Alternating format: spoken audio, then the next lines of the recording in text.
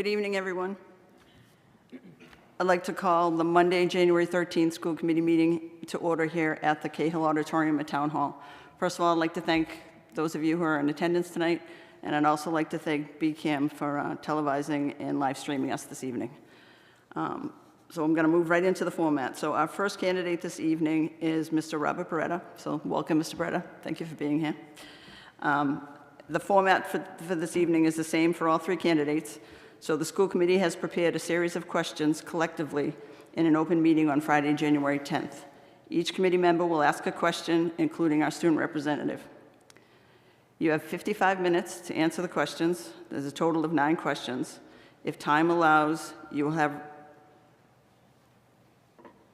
once you responded to all the questions, based on your answers, if there's time, the committee members can ask you a follow-up question.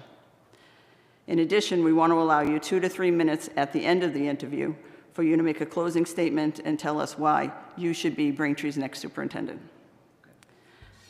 I will be the timekeeper, so you'll have 55 minutes. Again, we need to keep on schedule, so I will keep the time. Everyone's going to ask a question, and about halfway through, I'll do a time check and just let you know whether or not, we need to, we're running short on time, okay? All right, so with that, we will begin with our first question from Mayor Joyce. Mayor Joyce. Good evening, Robert. How are you? Good evening. I want to thank you very much for being here. It was a pleasure to get to know you through the search committee and again in the last week when you were able to spend some time in our district. So thank you very much for spending that time with us.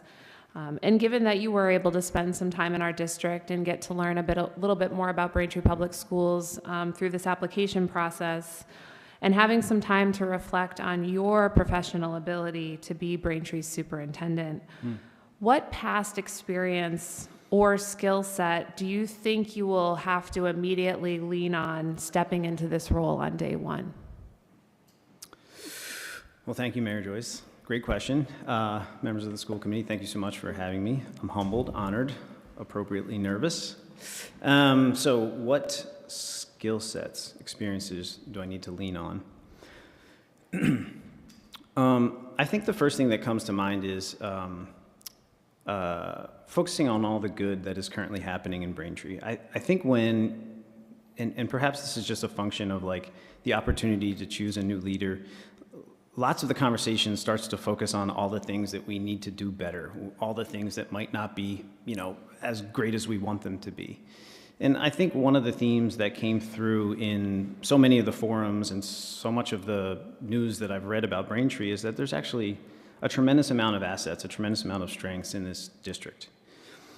And one of the experiences that I recounted a few times in the forum that I will say publicly here is when I started as a principal in Philadelphia, the way the school was sort of billed to me was like, this school needs a turnaround. It was not officially a turnaround school, but the student achievement scores were low, the culture there was not great.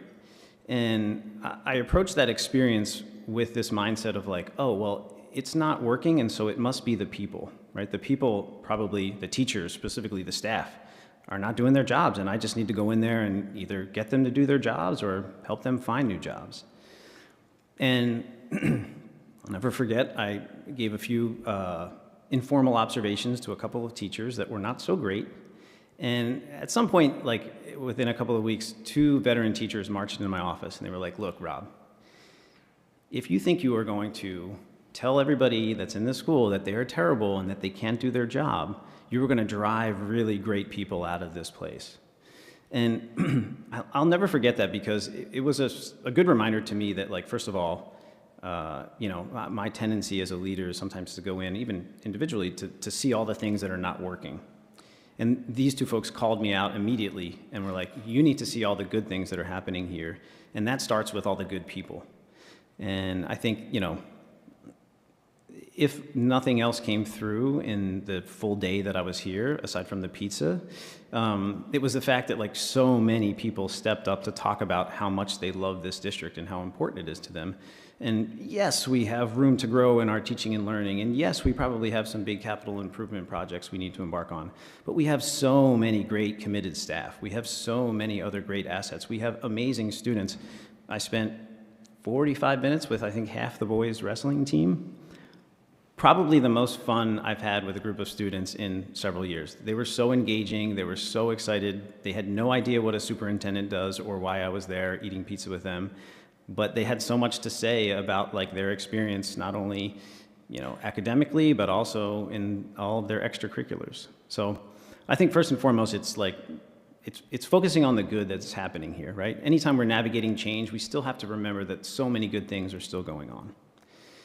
I think the other two things that I would just say very quickly is, I think I bring a pretty strong lens of what good teaching and learning is. And, one of the things that came through, even in that conversation with the boys wrestling team, is that, we probably have some room to grow in terms of how we are teaching our students. I think some of the outcome data probably bears that. I've heard through, even in the teacher forum, that like, hey, we have some room to grow in terms of how we are, teaching our students how to read and do math.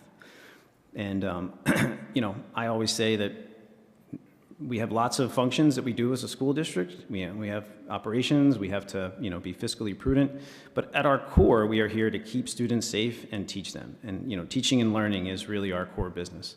And so, I think having a really strong instructional lens is something that I would really lean on. I know we have a great team of department leaders, and Nora seems to have a really sharp instructional lens. So, part of it would just be being in the weeds with them and trying to see what's actually happening in our classrooms.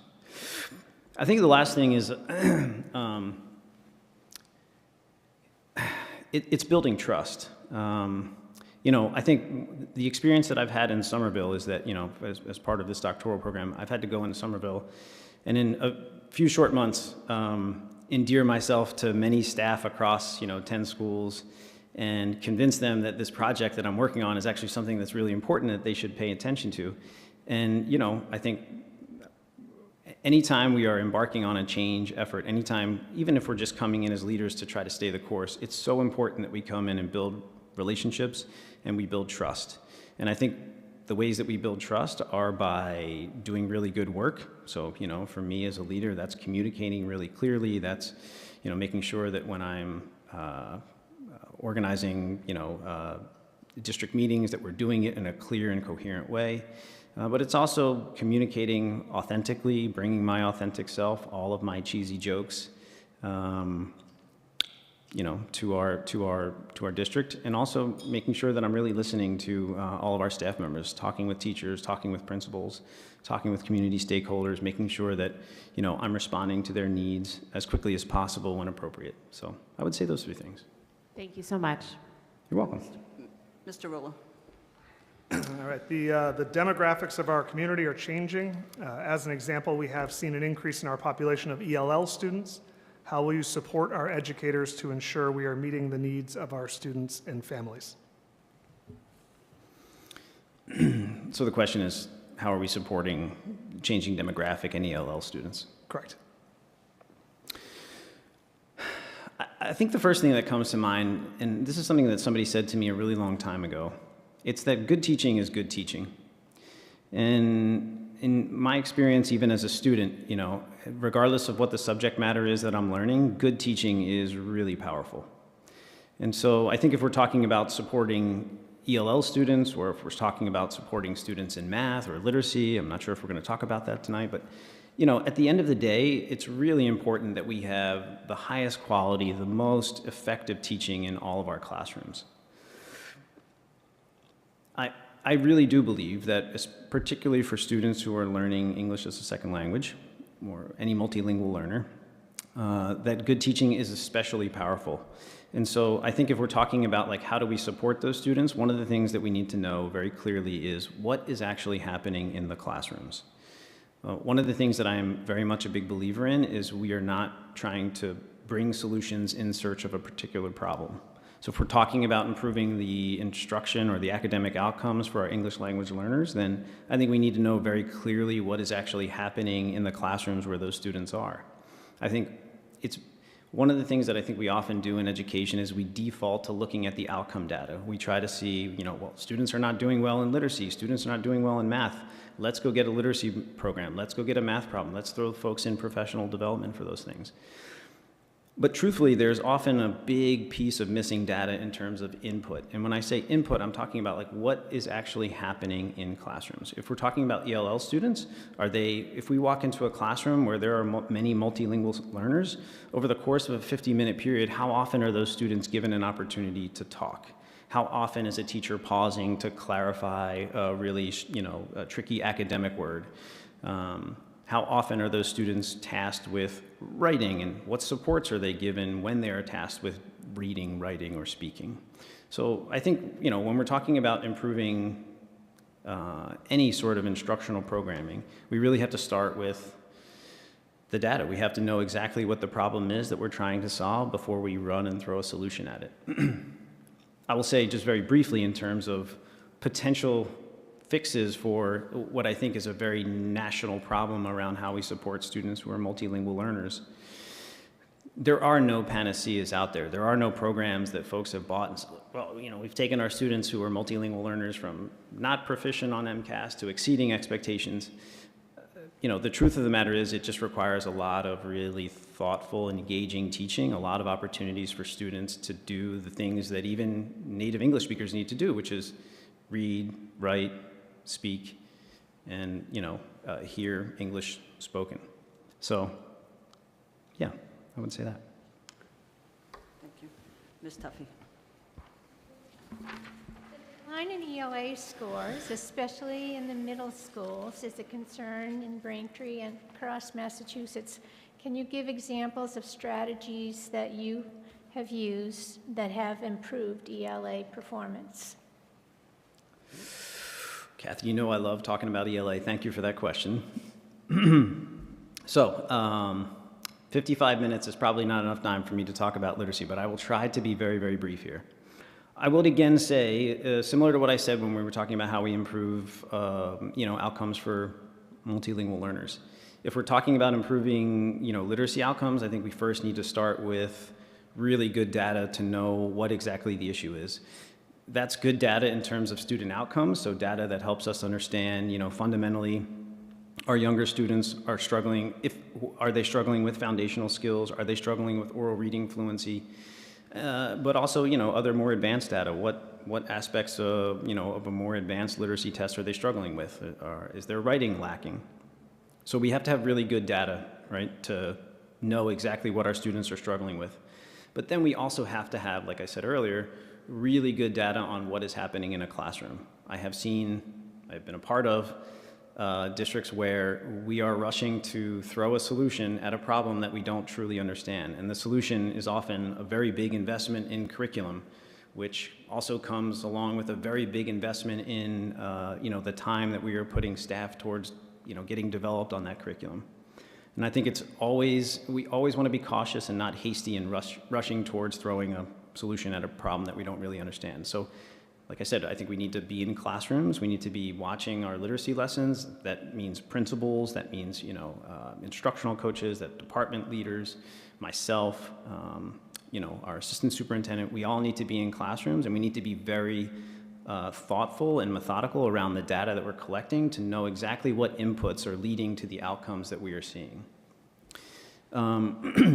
I think once we have a really clear understanding, then it's a matter of bringing all of our stakeholders together, our assistant superintendent, our department leader, principals, teachers, looking at that data very frankly, very honestly, and then trying to parse out like, okay, well, what is really missing in our instructional programming for English language arts? And how do we improve it? Is it a matter of we need to invest in a curriculum because, actually teachers are scrapping together, teachers pay teachers lessons and they're just not leading to, the most rigorous tasks that are in front of students? Is it a matter of, when we are actually delivering the lessons, we're not giving students enough opportunities, enough at-bats with actually reading in the classroom?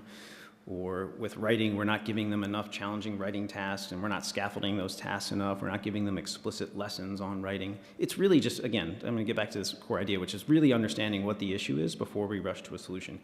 But taking a frank look at all that data with that large group of stakeholders and then trying to chart a path forward. I think one of the things that I wanna make clear throughout my answers tonight, and I will hopefully do that, is that even though I'm the superintendent, This is a district that's full of lots of folks who are very engaged in seeing things improve. I mean, I heard this from teachers in that community forum. One teacher, I think, raised their hand and like, what are your thoughts on, the science of reading? And this was a teacher that was clearly very passionate about the science of reading and wanted to see us do more of it. So I know that we have, very invested stakeholders throughout our community, not only outside the community, but also within our buildings. And so I think, it's really important for me as a leader to engage folks in whatever solution we are going to pick to the problem that we very clearly identify, because if we start picking solutions where people are not invested, that is going to be a real big waste of resources, a real big waste of our time, and probably not lead to the outcomes that we want to see. So, yeah. Thank you. Thank you. Mr. Fogarty. How have you used MTSS, multi-tiered system of supports, to ensure that special education referrals are appropriate and that all students are receiving the support that they need? So MTSS to ensure that special education referrals are appropriate and that students are getting the support they need. Well, I think I want to start by saying that I think even though in the sort of origin of MTSS, it was originally sort of designed to, limit the amount of students who are being, referred for special education, our goal as a district is never to prevent students from getting the services that they need. So if a student has a true disability, we never want to say, well, you have to jump through X number of hoops before we actually support you in the way that you really need to be supported. And I think that is something that just has to be at the core of how we do business. I think it's at the core of all the things that I have learned about MTSS, both as a practitioner and as somebody who's been researching it. I think one of the things that's really important, and I said this in one of the forums with the district leaders, is that even though we are not trying to get in the way of students getting the services that they need, we also don't want to be in a position where we are unnecessarily labeling students with a learning disability when in fact they do not have a learning disability. That is such a hard sort of stigma to overcome when we've told you, hey, you actually have some sort of issue where you can't learn the way that other students can learn, when in fact we may have not provided you with really thoughtful literacy instruction or really engaging math instruction, and now you are at a place where your achievement and your sort of ability scores, there's a huge discrepancy, and we're now saying, well, you have to get an individualized education plan. You are a special education student. You're going to get pulled from your classroom. I mean, for students who don't need that, who really good teaching could have been the answer, I mean, that can be damaging. That can really set them on a different life trajectory. So while I never want to say we're preventing students from getting the services they need, I also think really good teaching should, for many students, give them the supports that they need to grow and continue to thrive academically. So in terms of like how MTSS should do this in a highly functioning district, I mean, it starts with, like I said at the beginning, good teaching is good teaching. In all of our classrooms, whether it's literacy, math, or whether it's with multilingual learners, we need to make sure that our teaching is rigorous, that it's engaging, and that it's happening in a safe and welcoming and inclusive environment. I mean, that is the core, sort of what we would say in MTSS world of like tier 1 instruction. This is what every student should be getting in our district. I think beyond that, we need to make sure that, and this is where I think a lot of practitioners, districts, even principals sometimes trip up, is actually figuring out what are we doing for students when they are struggling, right?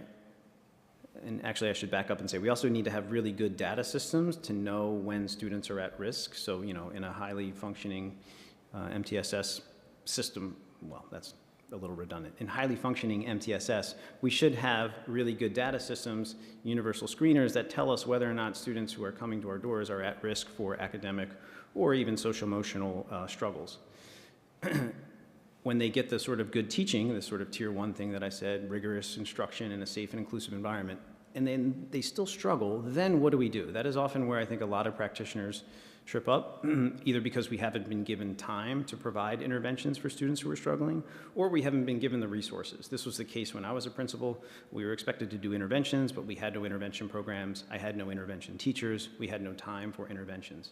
So we had to get really thoughtful and creative about building that into our literacy block and into our math block, where we were running small groups, and teachers were pulling students that needed additional support and giving more advanced students some like additional sort of I don't want to say like advanced learning opportunities or push activities. So I think at its core, it's really just about making sure that we have really good assessment systems to identify students who are at risk, providing really great instruction for everyone, and that's sort of tier one, and then making sure that we have really explicit and clear systems for providing interventions for students who are struggling. The only other thing that I want to say regarding MTSS is that more and more we're seeing like MTSS being reconceptualized as not only for struggling students, but also for students who are advanced learners. And I think this is a really important and a really thoughtful shift in how we are conceptualizing MTSS. Because I can imagine in a district of 5,000 students like Braintree that there are a lot of students who might be in classrooms and wanting more, and many parents who are maybe wanting more academic challenge for their children. And so I think we have to get really creative, and this is something, that superintendent should be working with school leaders, with department leaders to figure out exactly, what those interventions or what that time looks like where we are providing students who are struggling with that additional support, but also students who are advanced learners with those sort of additional push opportunities. You're doing very well on time, Mr. Peretta. Very well on time. Concision is one of my core values, Chair. I appreciate that. Thank you so much. I have the next question. So our next three questions are related to budgeting. So we have an operational budget and also a capital plan. How would you demonstrate an example of budgeting priorities aligned with specific educational values or goals, and give an example of how you could demonstrate with the budget how you are achieving a value of our school district? So aligning our budgets with our values and, okay. Well, I think one thing that's really important is to make sure that, anytime we are spending money, that we're spending in accordance with what we said our district's strategic plan is, and sort of relatedly what our priorities are. I don't know if we're going to talk about strategic plans tonight, but I think, I think it's fair to say that our strategic plan, at least the one that I've read on the website, I think probably needs a little bit more specificity, right? I think it probably needs a little bit more detail in terms of like where do we want to go and exactly what are the strategies that we're going to use to get there. One of the things that I've often seen strategic plans fall short on is sort of big, lofty, broad ideas, but not actually a lot of strategy. Like what are the things that we are going to do differently to get there? I say that because, one of the things that also came up in some of the community forums is that like we also have a lot of values on our website. I think more than a dozen. And so when we say like we're going to try to spend in accordance with our values, that becomes a little difficult when we have so many of them. So I think maybe a good place to start in Braintree is like getting a group of stakeholders together and really trying to figure out a really thoughtful and strategic plan. That's a little redundant, I apologize. A really detailed, a really sort of explicit and thoughtful strategic plan that can really highlight what are the things that we really want to see be different in our classrooms and in our schools. I think also then sort of along the same lines, getting a committee together, a group together to sort of narrow down those values so that we know exactly what is really important to us. If we do all that, I can imagine one of the things that's going to come up to connect this to an earlier question is literacy, right? I heard this repeatedly. It was a question tonight, so I'm going to put my next paycheck on the fact that like this is something that's really important for Braintree Public Schools to focus on. So how do we then say, all right, we're going to craft our budget in a way that is going to help us get closer to this thing that we know we need to do, which is better literacy instruction, better outcomes for our students? Well, I think there's a lot of things that we are going to need to consider. I look at curriculum as a capital investment. It's, oftentimes a one-time sort of major expense. But in that capital investment, we need to account in our operating budget for the ongoing costs of maintaining that curriculum and also providing development for teachers on an ongoing basis so that they are really sort of deeply learning, how to use that curricular resource. And this is an area that I think oftentimes we are, sort of underinvesting in terms of how teachers are given time and space to sort of learn new curriculum. So one of the things that I notice, and this is something that I also think about when we're talking about aligning our budgets with the things that we say are really important to us. I think we're often thinking of like, well, you know, if we're talking about budgets, it's purely about throwing dollars at a particular problem. But one of the things that we almost universally invest in school districts is professional development time. I think in Braintree next year, we have more than 10 half-day professional development days for our teachers. And that may not appear as a line item on our budget, but that is certainly something that we have said we are going to invest in. I'm sure if we calculated how much money we are spending on developing our teachers in those half days, the number would probably be very large given the size of our, you know, teaching staff here. So one of the things that I think districts really need to be thoughtful of, and something that I would prioritize, is how are we spending all of that time? Because that time is actually money that we have set aside and said, hey, we are going to pay you to not teach and instead to learn. And I think we have to be really thoughtful, regardless of what the thing is that we are trying to invest in and improve on. It's probably going to require our teachers to learn something new, and that means that we need something that we're going to do differently. And then making sure that we're thinking about all of the ways that we're going to have to spend to do that thing, whether it's, you know, a one-time capital investment or ongoing professional development, but also considering some of the things that may not appear in a line item budget, like the professional development that we're going to have to use to help our staff learn and, you know, sort of do something different in the future. Thank you.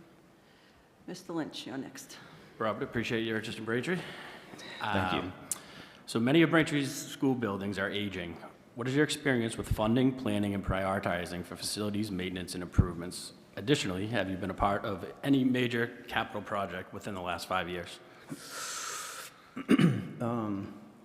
Well, my wife and I renovated the second floor of our house in West Philadelphia. Aside from that, I have limited experience on major capital projects.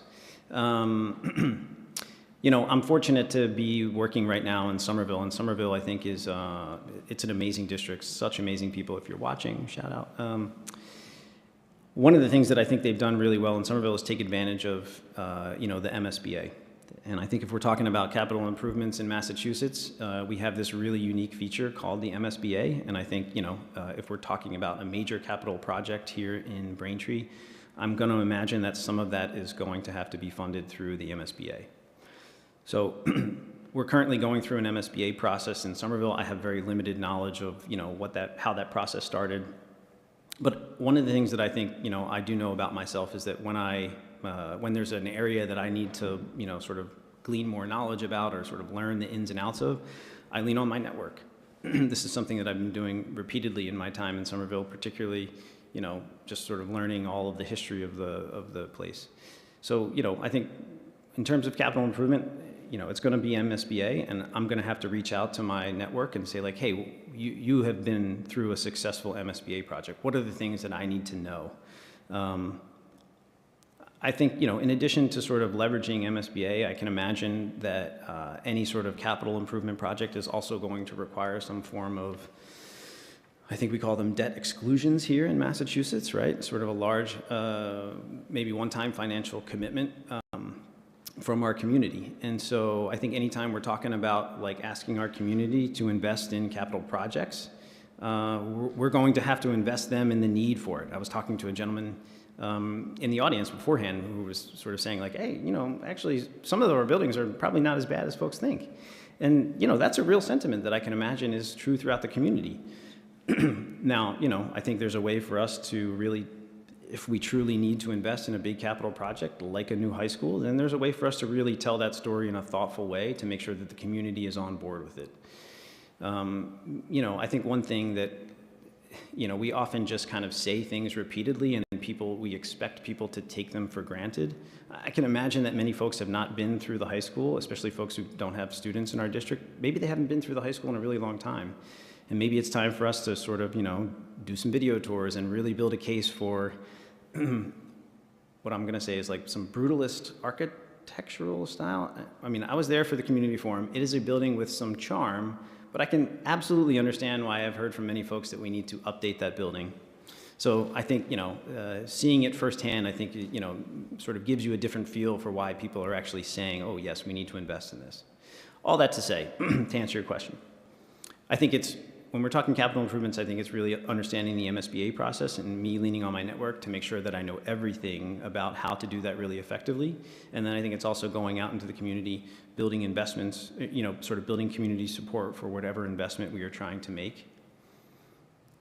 And then maybe the last thing that I will say here is, even if the community eventually says, yes, we are willing to sort of put our tax dollars, our hard-earned tax dollars towards this large capital improvement, I think it's also incumbent upon us as a district to keep folks informed of that. I've seen districts do really thoughtful sort of capital improvement dashboards on their websites so folks know how dollars are being spent, what project or what phase of the project is actually occurring.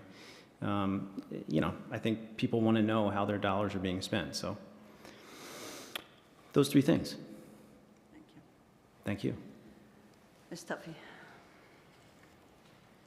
How will you ensure that Braintree Public Schools does not miss grant opportunities? Give an example of a grant you applied for and received that made a difference in your school or district. So how do we make sure that we don't miss out on grant opportunities? Well, I think the first thing that comes to mind is this idea of the strategic plan. So, if we're going to go out and chase grant dollars, of which, there are a decent amount, maybe not like life-changing amounts of grant dollars out there, especially for a district of our size, but there are certainly lots of grants out there that I think can help us move certain strategic projects forward. I know there's a foundation where a colleague's working right now. They're sort of doing a lot of work building a cohort of districts that want to rethink high schools, right? So if we said in our strategic plan, hey, we want to rethink high schools, or we want to do something, drastically different in how we support our students in grades 9 through 12, well then that's a great opportunity for us to sign up on or sign up for. I know, I think particularly when we're talking about grants in the state of Massachusetts, probably the sort of grants that we're most going to be, or grant opportunities we're most going to be taking advantage of are probably going to come through DESE. DESE has a lot of opportunities through like their Instructional Prioritization Institute, through their Literacy Acceleration Network, where they're supporting districts on some of the things that I think I've heard throughout my time here in Braintree, which is like, how do we improve teaching and learning? How do we improve literacy outcomes? How do we make sure that we're taking advantage of those opportunities? I think probably building strong relationships with folks at DESE. I think that's going to be a really important priority of any leader. I think it's also, truthfully, this is going to sound silly, it's hitting refresh regularly on the DESE website. Now, I will tell you, working on this MTSS project like I'm currently doing in Somerville, I was hitting refresh on the website and in mid-fall learned that DESE was offering some sort of like grant for a cohort of districts that was interested in exploring MTSS for advanced learners, like I had been mentioning earlier. Well, it's often tricky for districts, I think, mid-fall to kind of shift course because oftentimes we've already said we're going to prioritize lots of things for this year. That was the case in Somerville. We just didn't have the capacity to sign up for that, given the shortened timeline that I think DESE had for this application. DESE, if you're watching, I'm really sorry. It's a great program, but don't shut us out in the future. All that to say, I think it's really important that we're paying attention to the things that DESE says is really important. That's probably something that we're going to have to, potentially chase as a district. Now, I want to be careful about using this word chase because I started off with this idea of the strategic plan. So I think, a really good strategic plan should be very explicit, should be very clear in terms of strategy and things that we say we're going to do differently to achieve the outcomes that we really want to achieve. In my experience in education, I think strategic plans also need to be nimble because oftentimes the dollars are out there for a really particular, a really sort of narrow focused priority. And sometimes we just have to say, hey, I know last year or 2 years ago we wrote this document and we made it a PDF and we said this was going to be important and we put it on the website. But now this large foundation is offering $200,000 for us to explore, how we improve math instruction in middle grades. We need to be able as a district to have frank conversations around, okay, is it appropriate for us to shift? Is it appropriate for us to say, yeah, we made the strategic plan document, we know what's important, but also now there is this really great opportunity for us to take advantage of to sort of move some of the other things that we know are really important in our district forward. Is it appropriate for us to adjust our strategic plan and say, actually, now we're going to go in this direction because the opportunity has presented itself? Maybe that's sort of a grand idea in life. When opportunities present themselves, even though you might have had one particular plan, you need to sort of read the tea leaves and say, hey, I got to actually go in this direction now.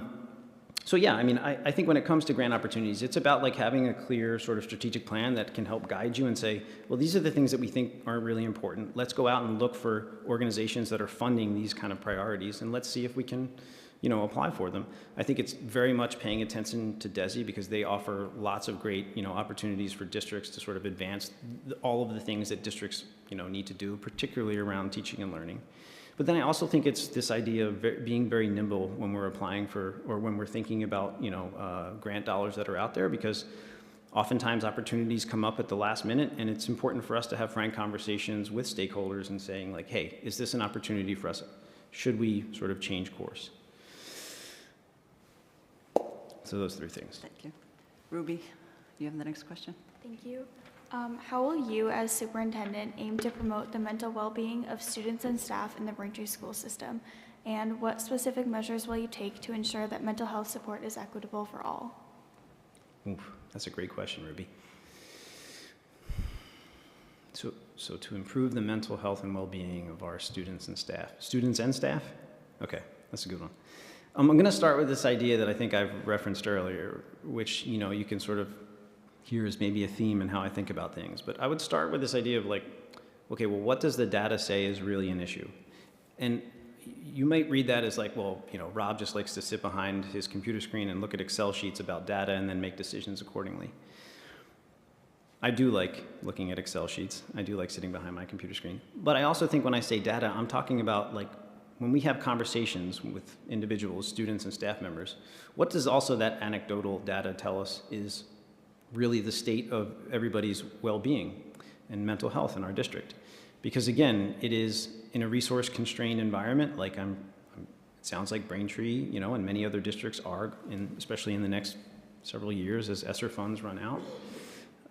We need to be really thoughtful around not throwing solutions at problems. So I think the way to start is by actually figuring out what the data says around, what student and staff mental health and well-being currently is.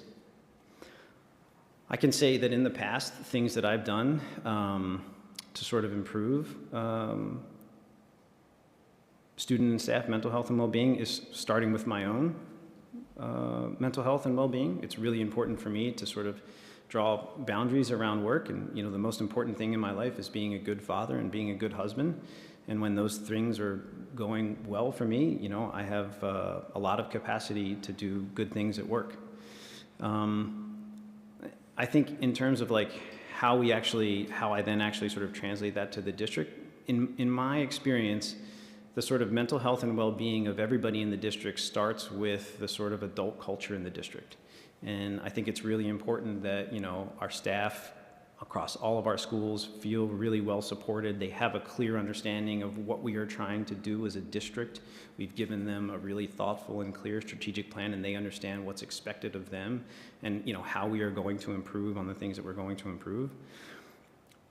But it's also creating an environment where, they feel supported to make mistakes. I think one of the mistakes that I certainly made as a principal, and that was maybe sort of the ethos of ed reform in the late 2000s, early 2010s, was that we could just evaluate teachers and push them out and just find better teachers to replace them. And that's just never been my experience. In fact, like almost all the teachers that I've worked with have been fantastic, and some of them have needed to continue to learn and grow. But oftentimes, like especially when we're asking them to do really big things, they also needed the professional space to make mistakes. If you're implementing a new curriculum, well, sure, you should feel safe and comfortable to walk into your classroom and try out some new instructional practices and not feel like your administrator is going to come in and evaluate you to death because you didn't ask the right question at the right time, or you didn't, do the turn and talk at, minute 2 into the lesson. So I think when all the adults in the building feel really supported and, really well taken care of, they can then sort of create the same culture for students.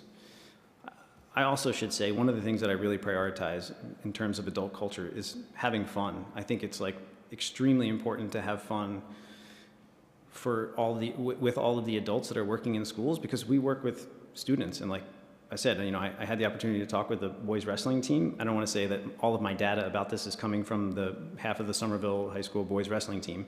My experience with other students also tells me this, but students love when they experience a lighthearted sort of, adult culture. When the teachers are having fun, the students are really well aware of it and they know it. So I say all that, Ruby, because I would start with building a really strong adult culture. I think then, depending on what the data also says around what students need, I think it's, making sure that I think I said earlier, a good sort of tier 1 instructional sort of vision for me is rigorous and engaging instruction in a safe, inclusive environment. And so I think it's really important that every school has systems for rewarding really positive and pro-social behavior, but also addressing negative antisocial behavior, because when students don't feel safe in classrooms to take risks, that affects their mental health, that affects their academic performance. And we need to make sure that in every classroom, students feel safe and supported enough to be able to take the kind of academic risks that they need to be successful. I think beyond that, there's obviously it's really important that our students all have strong relationships with adults. I would connect that back to adults feeling safe and supported at work. I was just talking with a principal earlier today, who reduced suspensions at their school by a pretty significant amount. And I said, what was the secret?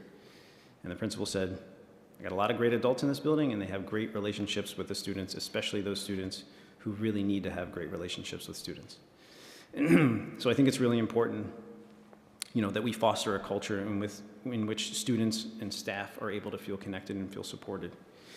There's certainly some data systems out there that I think can facilitate this. There's some student culture surveys that I think can facilitate this and give us the kind of data that we need to make sure we're sort of fine-tuning that. And then I think it's also important to lean on our counselors, make sure that our counselors are well supported, that we have the right counselor-to-student ratio. And that students, and that our counseling system, our counseling sort of program has systems so that students know how to access the counselors when they need them. So I guess to recap, I would say, it starts with me taking care of myself, and then promoting a culture in which all the adults in the district also are able to do the same, so that we have a really positive, strong, supported adult culture, because I don't necessarily think that automatically or sort of by default waters down to or filters down to our students, but I think that's the sort of foundation of it. And then beyond that, I think we need to have really strong systems to make sure that we're addressing problematic behavior, especially problematic behavior directed towards other students, but then also rewarding positive behavior. This was something that was, probably the most impactful thing that I did when I was a principal, is working with I had a fantastic dean of students and creating a really sort of coherent climate system such that we were addressing every issue that came our way. That really helped us turn around the culture such that students could focus on teaching and learning and staff could do the same. So I think we have those systems. And then we also, we look at things like making sure that our counselors are able to connect with students. And then maybe we get to a point where we say, it's time to invest in a curriculum like Second Step or something else like that, where we can really sort of, teach the kind of language and behavior that students need to be able to advocate for their own mental health and well-being. Thank you. Good question. Dr. Horak. The job of a superintendent sometimes involves difficult situations when the incumbent must deliver unpleasant or unpopular recommendations to people in a public forum. Could you talk about one scenario from your leadership experiences when you had to plan for a likely unpopular recommendation or unpleasant news? How did you go about planning for it? How did you achieve buy-in? And how did you work with dissent or resolve conflict in the situation?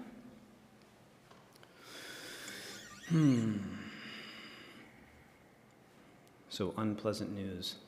So the image that's coming to mind is and this is maybe sort of slightly related to the example that you asked for, but I think it's illuminating into sort of how I lead. My second year as a principal, I had mentioned at the outset the school where I was principal in Philadelphia. we struggled academically initially. We also struggled with student culture. It was definitely a place where it was not uncommon to see students engage in physical altercations. And I thought after my first year that we had really addressed that. And I was walking into my second year thinking like, gosh, we got the student climate is under control. We are just going to rock out on teaching and learning, and we're going to make sure that, we continue to build from here. And in October, I think there was a large physical altercation between some students. And staff just felt like, boy, this is not going the direction that we wanted to go. Our union rep held a meeting with teachers, and I wasn't there, obviously, but from what I understand, there was a lot of people very upset about where we were in terms of student climate. They thought that we had sort of, made a lot of progress. Turns out in the second year, we had a lot of regress as well. And my approach was to start with a listening session. And so I remember I went to the art classroom, which was the art classroom at that time near our cafeteria, and I sat on the desk, on the top of the desk, and for an hour I just listened to all of the frustration, all of the pent-up anger that staff had about the state of the school. I think one of the things that is true anytime we are delivering bad news is that we really just need to sit and listen. I think one of the mistakes we try to make, or maybe one of the mistakes we make, and certainly I have made as leaders, is trying to explain or over-explain bad news when all people want to do is tell you how upset and angry and sad they are at this decision that you made. And I think it is okay for people to be angry, upset, and sad when we make difficult decisions. It doesn't necessarily mean that the decision was wrong or that we as leaders are terrible. I think that's an important thing for me to always hold inside. It just means that this decision caused a lot of pain, and when we're leaders, we have to be able to be in a. I think we have to sort of have the personal capacity to be able to hold that pain and all of that emotion that people are expressing with us.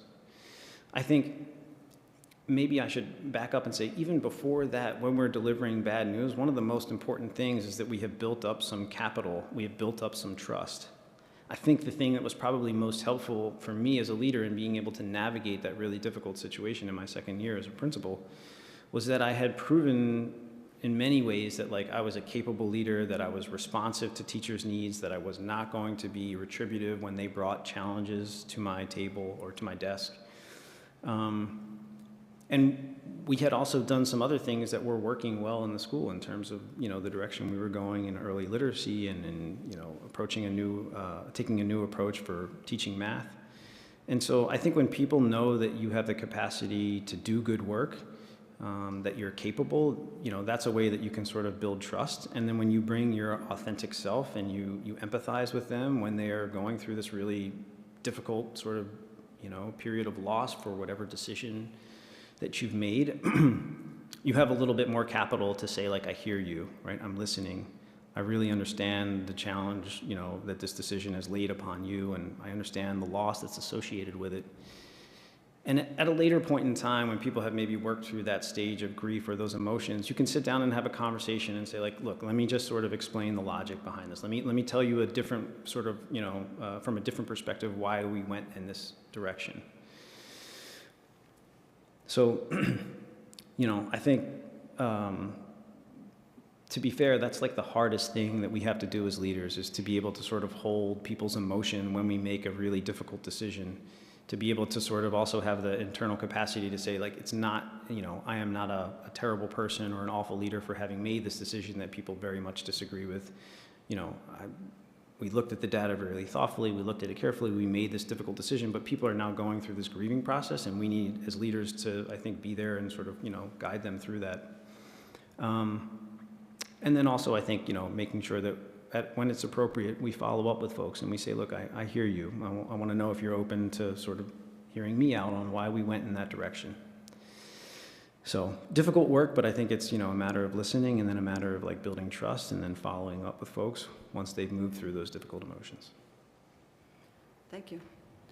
Okay, that brings us to the end of the 9 questions. We have about 5 minutes left. Wow. So if anybody from the committee has any follow-up questions, quick 1 or 2 minutes, and then we'll leave it to you for 2 or 3 minutes for a closing statement. Okay. Anybody on the committee have any No. follow-up questions that they want to? Not seeing any, then I'll leave it to you for your closing statement.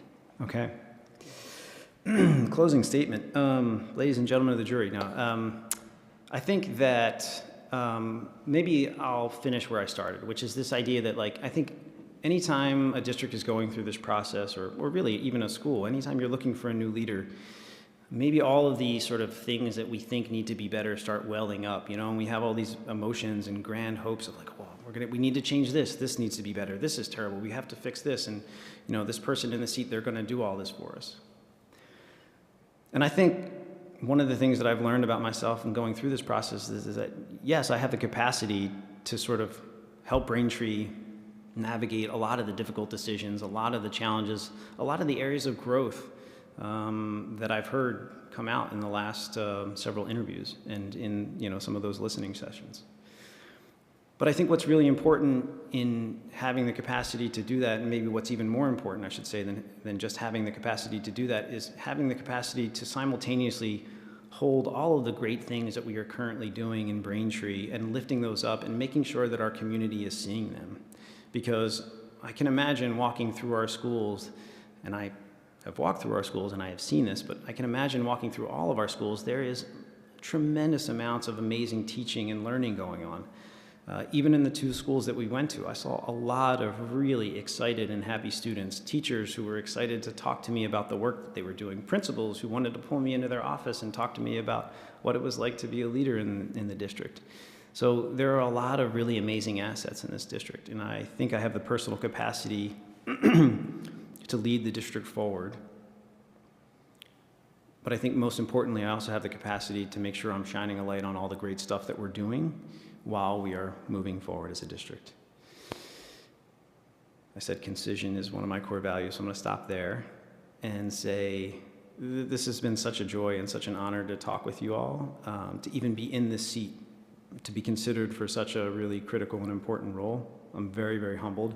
I'm so gracious that we passed the over-under on the amount of people who are going to come listen to me, which we thought was 5, and there's at least 20 people here, so this is fantastic.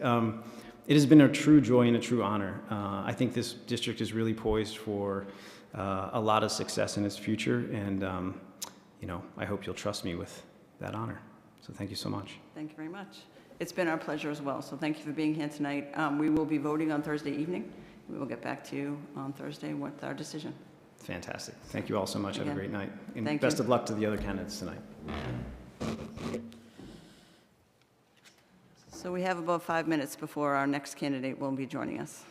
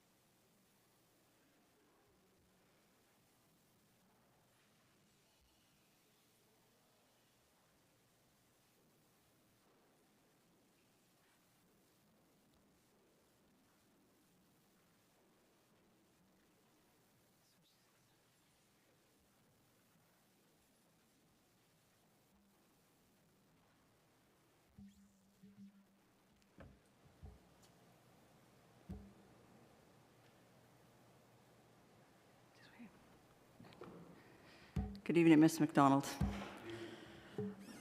Our next interviewee is Mr. McDonald. Again, I'm just going to outline the format for tonight's interview. So the school committee has prepared a series of questions collectively in an open meeting last Friday, the 10th. Each committee member will ask a question, including our student representative. All candidates being interviewed this evening are being asked the exact same series of questions. You'll have 55 minutes to answer a total of 9 questions. If time allows, after you've responded to all the questions, based on your answers, committee members may ask you some follow-up questions. In addition, we'd like to allow you 2 or 3 minutes at the end of the interview for a closing statement and for you to tell us why you should be Braintree's next superintendent. I'm going to be the timekeeper, so you have 55 minutes. I'll start with the first question.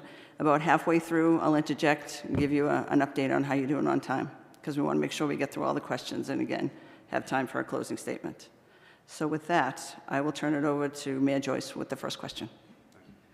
Good evening, Mr. Mack. Good evening. Thank you for being here tonight. Thank you for expressing your interest in the superintendent position in our district. I'm very happy for the applications we received and very proud of the 3 finalists that are before us tonight. So after spending some time in our district, both in our tour last week and I suppose in your role for the last few decades,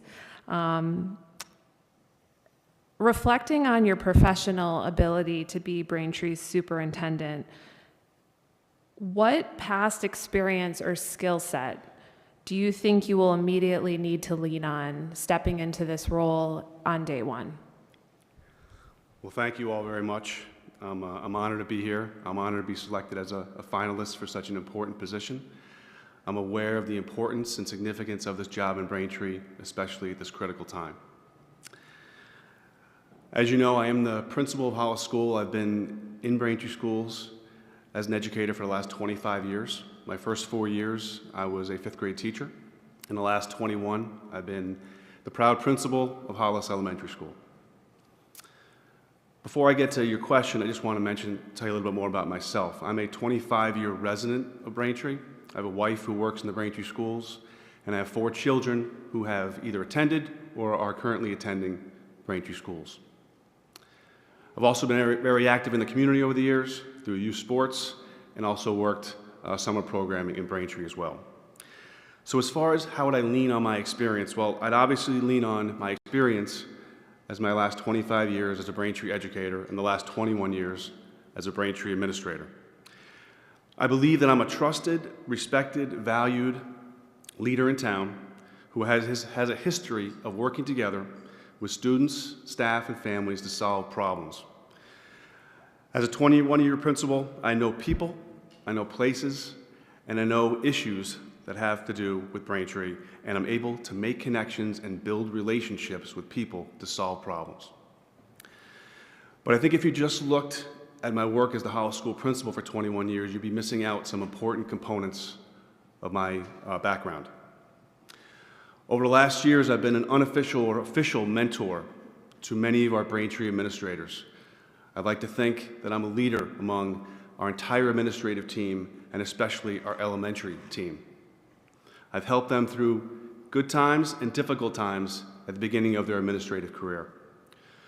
I've also served on numerous district search committees to choose the next members of our Braintree administrative team. Many members who sit on our team right now, I've been on the search committee to choose them. Principals, curriculum directors, assistant superintendents, and our previous superintendent search.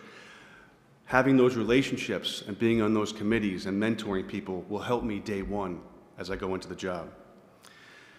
Several years ago, Braintree had 3 full-day kindergarten classrooms at Braintree High School. There was a need for 2 more classrooms. At the time, Inadequate Elementary School was only being used for part of the building. Inadequate's an L-shaped building, and one piece of the L was used by Meeting House Montessori School. The other was vacant. Central office asked me to take over the leadership of 2 new classrooms at Inadequate. I had to hire teachers, Cheryl Pop and Maureen Moline, paraeducators, and I had to make sure that the teachers had everything they needed to be successful. Curriculum, everything related to curriculum, instruction, and assessment, everything having to do with their classrooms. making sure the lunch schedule was set, the recess schedule, and obviously one of the more important parts in terms of safety, the drop-off and pickup. I had to make sure this worked out well because this was the first educational experience in Braintree for 40 students and families. These students are now juniors in high school. I did this task all the while leading, at the time, the largest elementary school in town. So having an experience like that, I would lean on. I've also, through my years at Hollis and in town, made strong connections with our Braintree Police and Braintree Fire Departments. I've been able to invite them, along with you, to many of our functions, such as our Thanksgiving feast, our 9/11 luncheon, and our Distinguished Reader Day, and I've formed great connections with our chiefs, past and present. So obviously I can lean on that day one.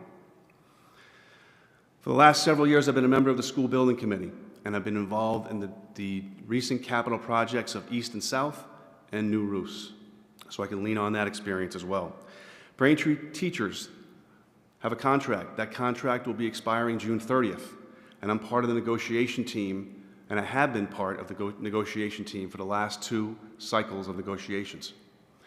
If that contract is not settled by June 30th, well, I've been part of the entire process for the last several cycles, and I'd be aware of what's happening. Myself and Betsy Clifford, we were both the co-chairs of our district strategic plan years ago. We met with teachers, with staff, with families, and with the community to create our plan, our strategic plan that we use today to not only create our district and school improvement plans, which you guys see every fall, but also in teacher evaluation. Teachers use this plan, the strategic plan, to create their student learning goal and their professional practice goal, which is how they will be evaluated each year.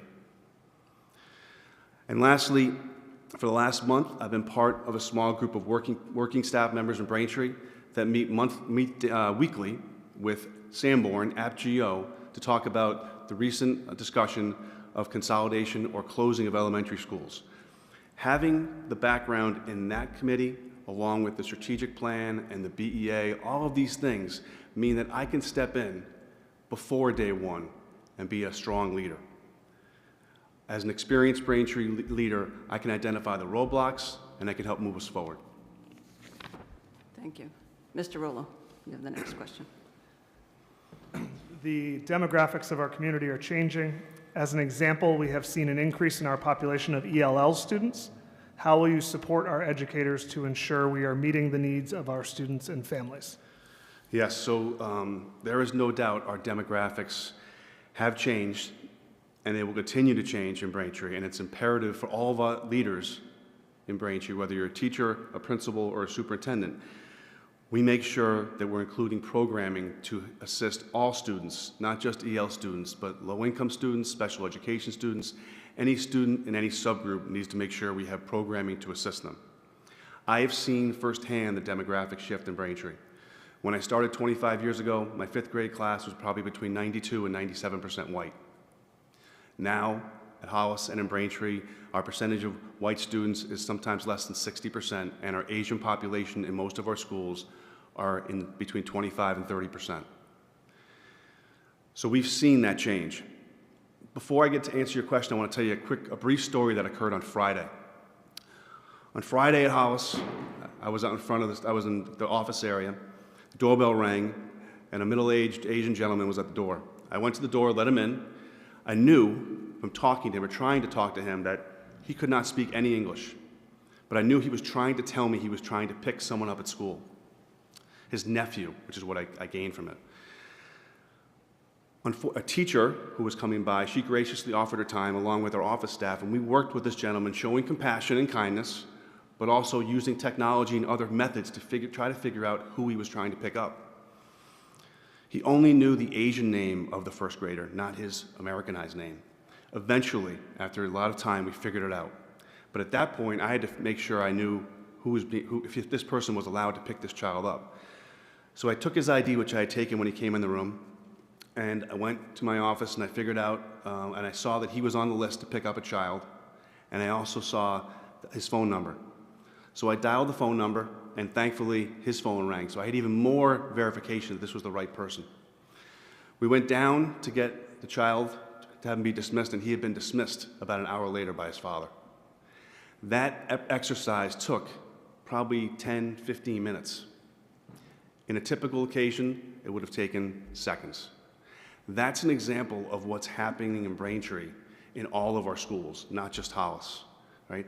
We have to adjust to our demographics.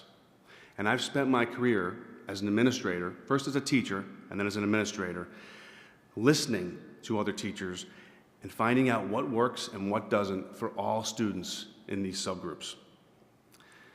As a principal and as a superintendent, my job would be to support these teachers as best I can by providing up-to-date curriculum and resources that are tried and true and we know benefit students.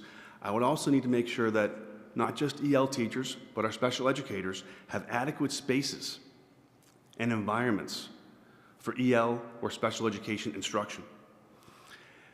And maybe most importantly, I have to make sure we provide professional development for all staff, not just staff who work with EL students, but all staff because of our demographics.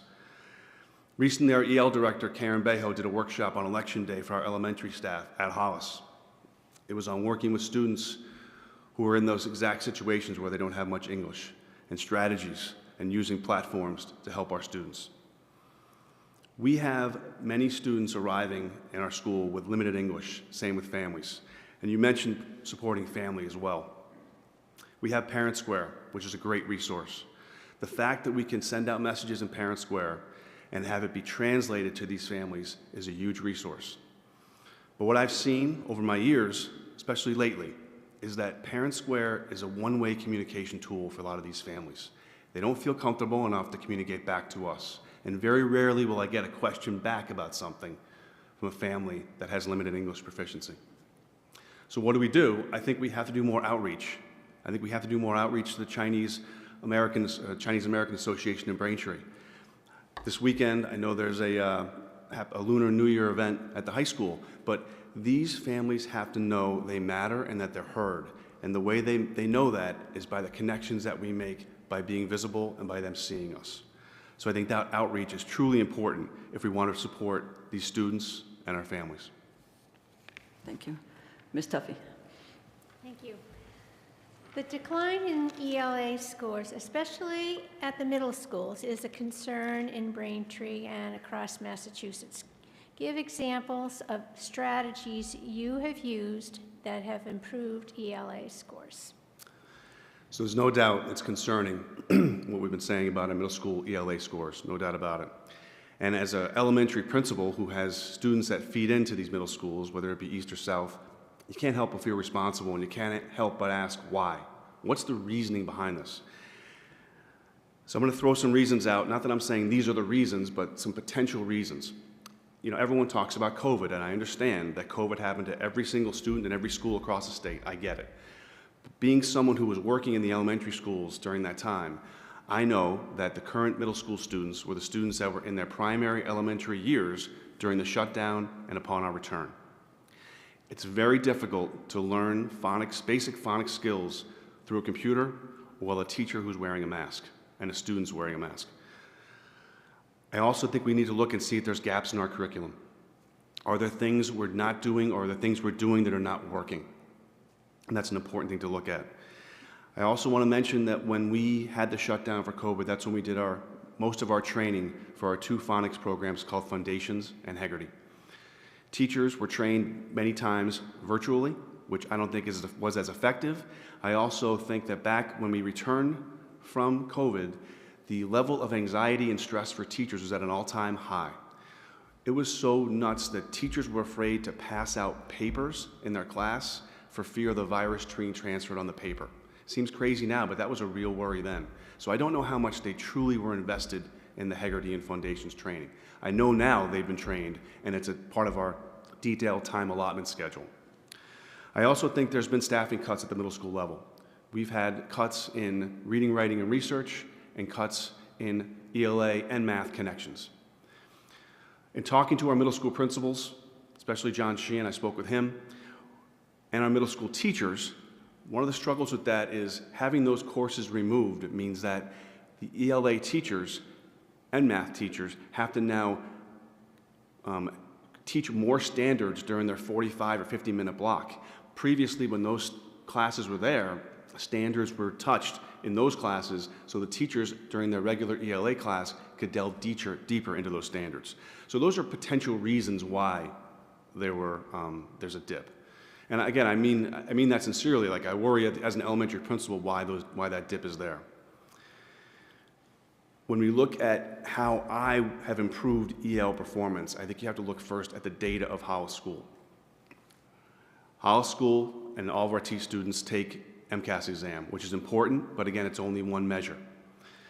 Our Hollis third graders took the MCAS exam last spring. Their ELA scores, the percentage of students in third grade that scored meeting or exceeding expectation in third grade was almost 10 percentage points higher than the district and much higher than the state. Similarly, our fourth grade ELA scores of percentage of students meeting or exceeding expectations was again higher than the district and higher than the state. Our fourth grade student growth percentile was strong. The score was 50, which measures the growth from third to fourth grade. The STAR exam, another exam that we give to our students in Braintree. The STAR assessment. Our scaled score at Hollis is in the top 3 for all the elementary schools. And then lastly, DIBELS is an exam we give to our students in K1, 2, and sometimes 3. DIBELS stands for Dynamic Indicator of Basic Early Literacy Skills. DIBELS is an excellent viewpoint for us to see how students will be as they learn to read. At the end of the year, Hollis DIBELS scores, we had 90% of our first graders reach the core score, and 89% of our second graders. Our scores are so high that I met with Mary Ellen Gennaro, our Director of English and Reading, and Daniel Romeo, our literacy coordinator, to talk about what we're doing that's working so well at Hollis. And I do want to say this. At Hollis, we have one of, if not the highest, EL populations in the district. We also have the largest substantially separate special education program, and all of these students are included in these scores. So I'm not telling you this to brag, but I'm telling you because that's the data, those are results. So what are we doing? What have I done? We use first thing I do is I use the mantra that comes from our former superintendent, Peter Kurzberg. He told me very clearly, make sure you hire the best staff. And that's something I take very serious. And that would be the same in hiring administrative staff. You hire people that are student-centered, that are hardworking, that are current, that are collaborative, that understand that it's not a weakness to ask for help and to share whatever they've done that's done well. And that's the culture that we have. We also use staff meeting time and professional development days to look at data across grade levels or across schools and develop plans to improve student performance. And then, what we've been doing for years at Hollis, and our other schools do it as well, we have data team meetings where we get together with a classroom teacher and the specialists at that grade level, reading, math, special educators, and we go through a list of students in a class and we look and see who's not performing well. And at that moment, we decide we have to make a plan. Maybe he needs some math help. Maybe she needs some work in OT. Maybe this youngster needs some time with our school psychologist to talk about his anxiety. All those little things make a difference. I believe when you're looking at improving academic performance, you have to look at students individually for the whole to get better. My job is to obviously, as a principal, to monitor instruction, provide support and feedback, and advocate when the needs arise. I mentioned the time allotment schedule. That's very important to improve ELA or math or any subject instruction because it tells teachers exactly what they should be teaching, how many minutes per day. It's very important. Additionally, I support our Braintree Before School program at Hollis, where students come in. It's going to be starting up soon in grades 1 through 4, a couple days a week. Our summer ELA and Math Academy. And for the last several years, I've taught what's called a fourth grade win block, which means every Wednesday, not this year, but I've done it the last 2 years, every Wednesday, fourth graders come to me and I work with them on their reading comprehension or their ELA skills or their math skills. They're divided into groups based on need by the fourth grade teacher, and I willingly take a group and they work with me, and I get much more out of it than they do. So as a superintendent, I think it's important, right, to improve ELA performance or math performance is to get teachers together at different levels and find out what's working and what isn't. You know, when talking to middle school English teachers, they tell me that vocabulary is something they're struggling with coming up from the elementary schools. So then getting elementary teachers there and understanding what the needs are. And I'm sure the same thing is happening from middle school to high school. So that will be really important. Thank you. Mr. Fogarty, you have the next question, please. Thank you. How have you used MTSS, that is multi-tiered system of supports, to ensure that special education referrals are appropriate and that all students are receiving the support that they need? So MTSS is very important. We know in Braintree that our special education numbers are too high, and we are in the middle of a definitely intense initiative as a district leadership team to work through multi-tiered system of support, or MTSS. Basically, MTSS, for those that don't know, is a systematic and proactive approach to provide high-quality Tier 1 instruction in the general education class that meets the need of every student. It's important to use data when solving problems, and it's important to give appropriate and timely intervention based on individual need. That's the basis of MTSS. One of the things we've done as a district leadership team last year and this year is we've gotten together at all levels, elementary, middle, and high school. We all got together with all the directors as well. Even the non-academic directors are together in the room to talk about what we can do. And we developed this summer accommodation plans for students. So when teachers see a student is struggling, and the accommodation plan is developed for each level, one at the elementary, one at the middle, one at the high school. When teachers see a student is struggling, they go to their accommodation plan, their checklist. And that plan gives them, the accommodation plan gives them things they could do in the classroom that may help and benefit a student. And it reminds them of best practices so they can think, have I done this yet, or will this work? If that doesn't work after time, the teachers then complete the district accommodation plan, which is something that's been around forever, but it's only truly been used effectively the last several years since we started talking about MTSS. I'm going to tell you another story. I hope I don't bore you, but years ago, probably about 15 or 17 years ago, I was a fairly new principal at Hollis, and we had an opportunity to attend a workshop at Granite Links on what was called RTI, Response to Intervention. RTI was a new educational buzzword, right? And everyone was talking about RTI. So I went to this workshop with Kathy Burns and Nan Roth, two now retired Hollis teachers, and we learned about a lot of different strategies and goals and things you could do to help students be successful through RTI. We drove back together and we had to think what we can do. What can we do to bring something like this to Hollis? And again, this was probably about 17 years ago. We came up with a great plan. The plan was the two of them, two other teachers, basically 4 teachers that are either reading specialists or special educators. 4 of them will be matched up in our first and second grade classrooms. For example, at the time we had 4 first grades and 4 second grade classes. Each one of these adults will assign a first grade class and a second grade class. I want to teachers, here's what's going to happen. You're going to get quality support for your struggling students, but it's going to occur at the same time every day, 9:30 to 10 or 10 to 10:30. And when students are out and you have the rest of your class with you, you cannot teach anything new. And then I went to the 3rd and 4th grade teachers who said, wait a second, we're not benefiting from this. And I had to tell them, hey, you will benefit from this when these kids get to 3rd, 4th, and 5th grade. This program has worked successfully over the years.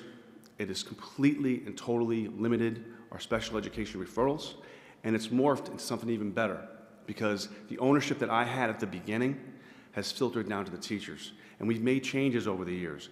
We've gone from taking just the 3 most struggling kids of each class. Now we look at the 12 students in the entire grade that are struggling. And instead of just going with one teacher, we did it by, well, these 3 students that are in 3 different homerooms are going to go with this teacher because this teacher is going to work on their fluency, and that's what these kids need, which is a tenet of MTSS. So that's been going on for Hollis for years. Now, getting back to the present, I'm going to give you some statistics that you're going to say disprove my case. The state percentage of special education students is 20%. Braintree is 23%. It's too high. Hollis is 26%. So I just disproved my case. But I mentioned earlier that we have the largest substantially separate special education program, right? The numbers of students in that program are bigger than any other elementary school. Those students are figured into our 26%. If you take those students out, and I would never want those students or families to think that they're not part of Hollis, because they truly are. But if you did take the students out, our numbers would be somewhere in the high teens in percentage, below the state and below the district.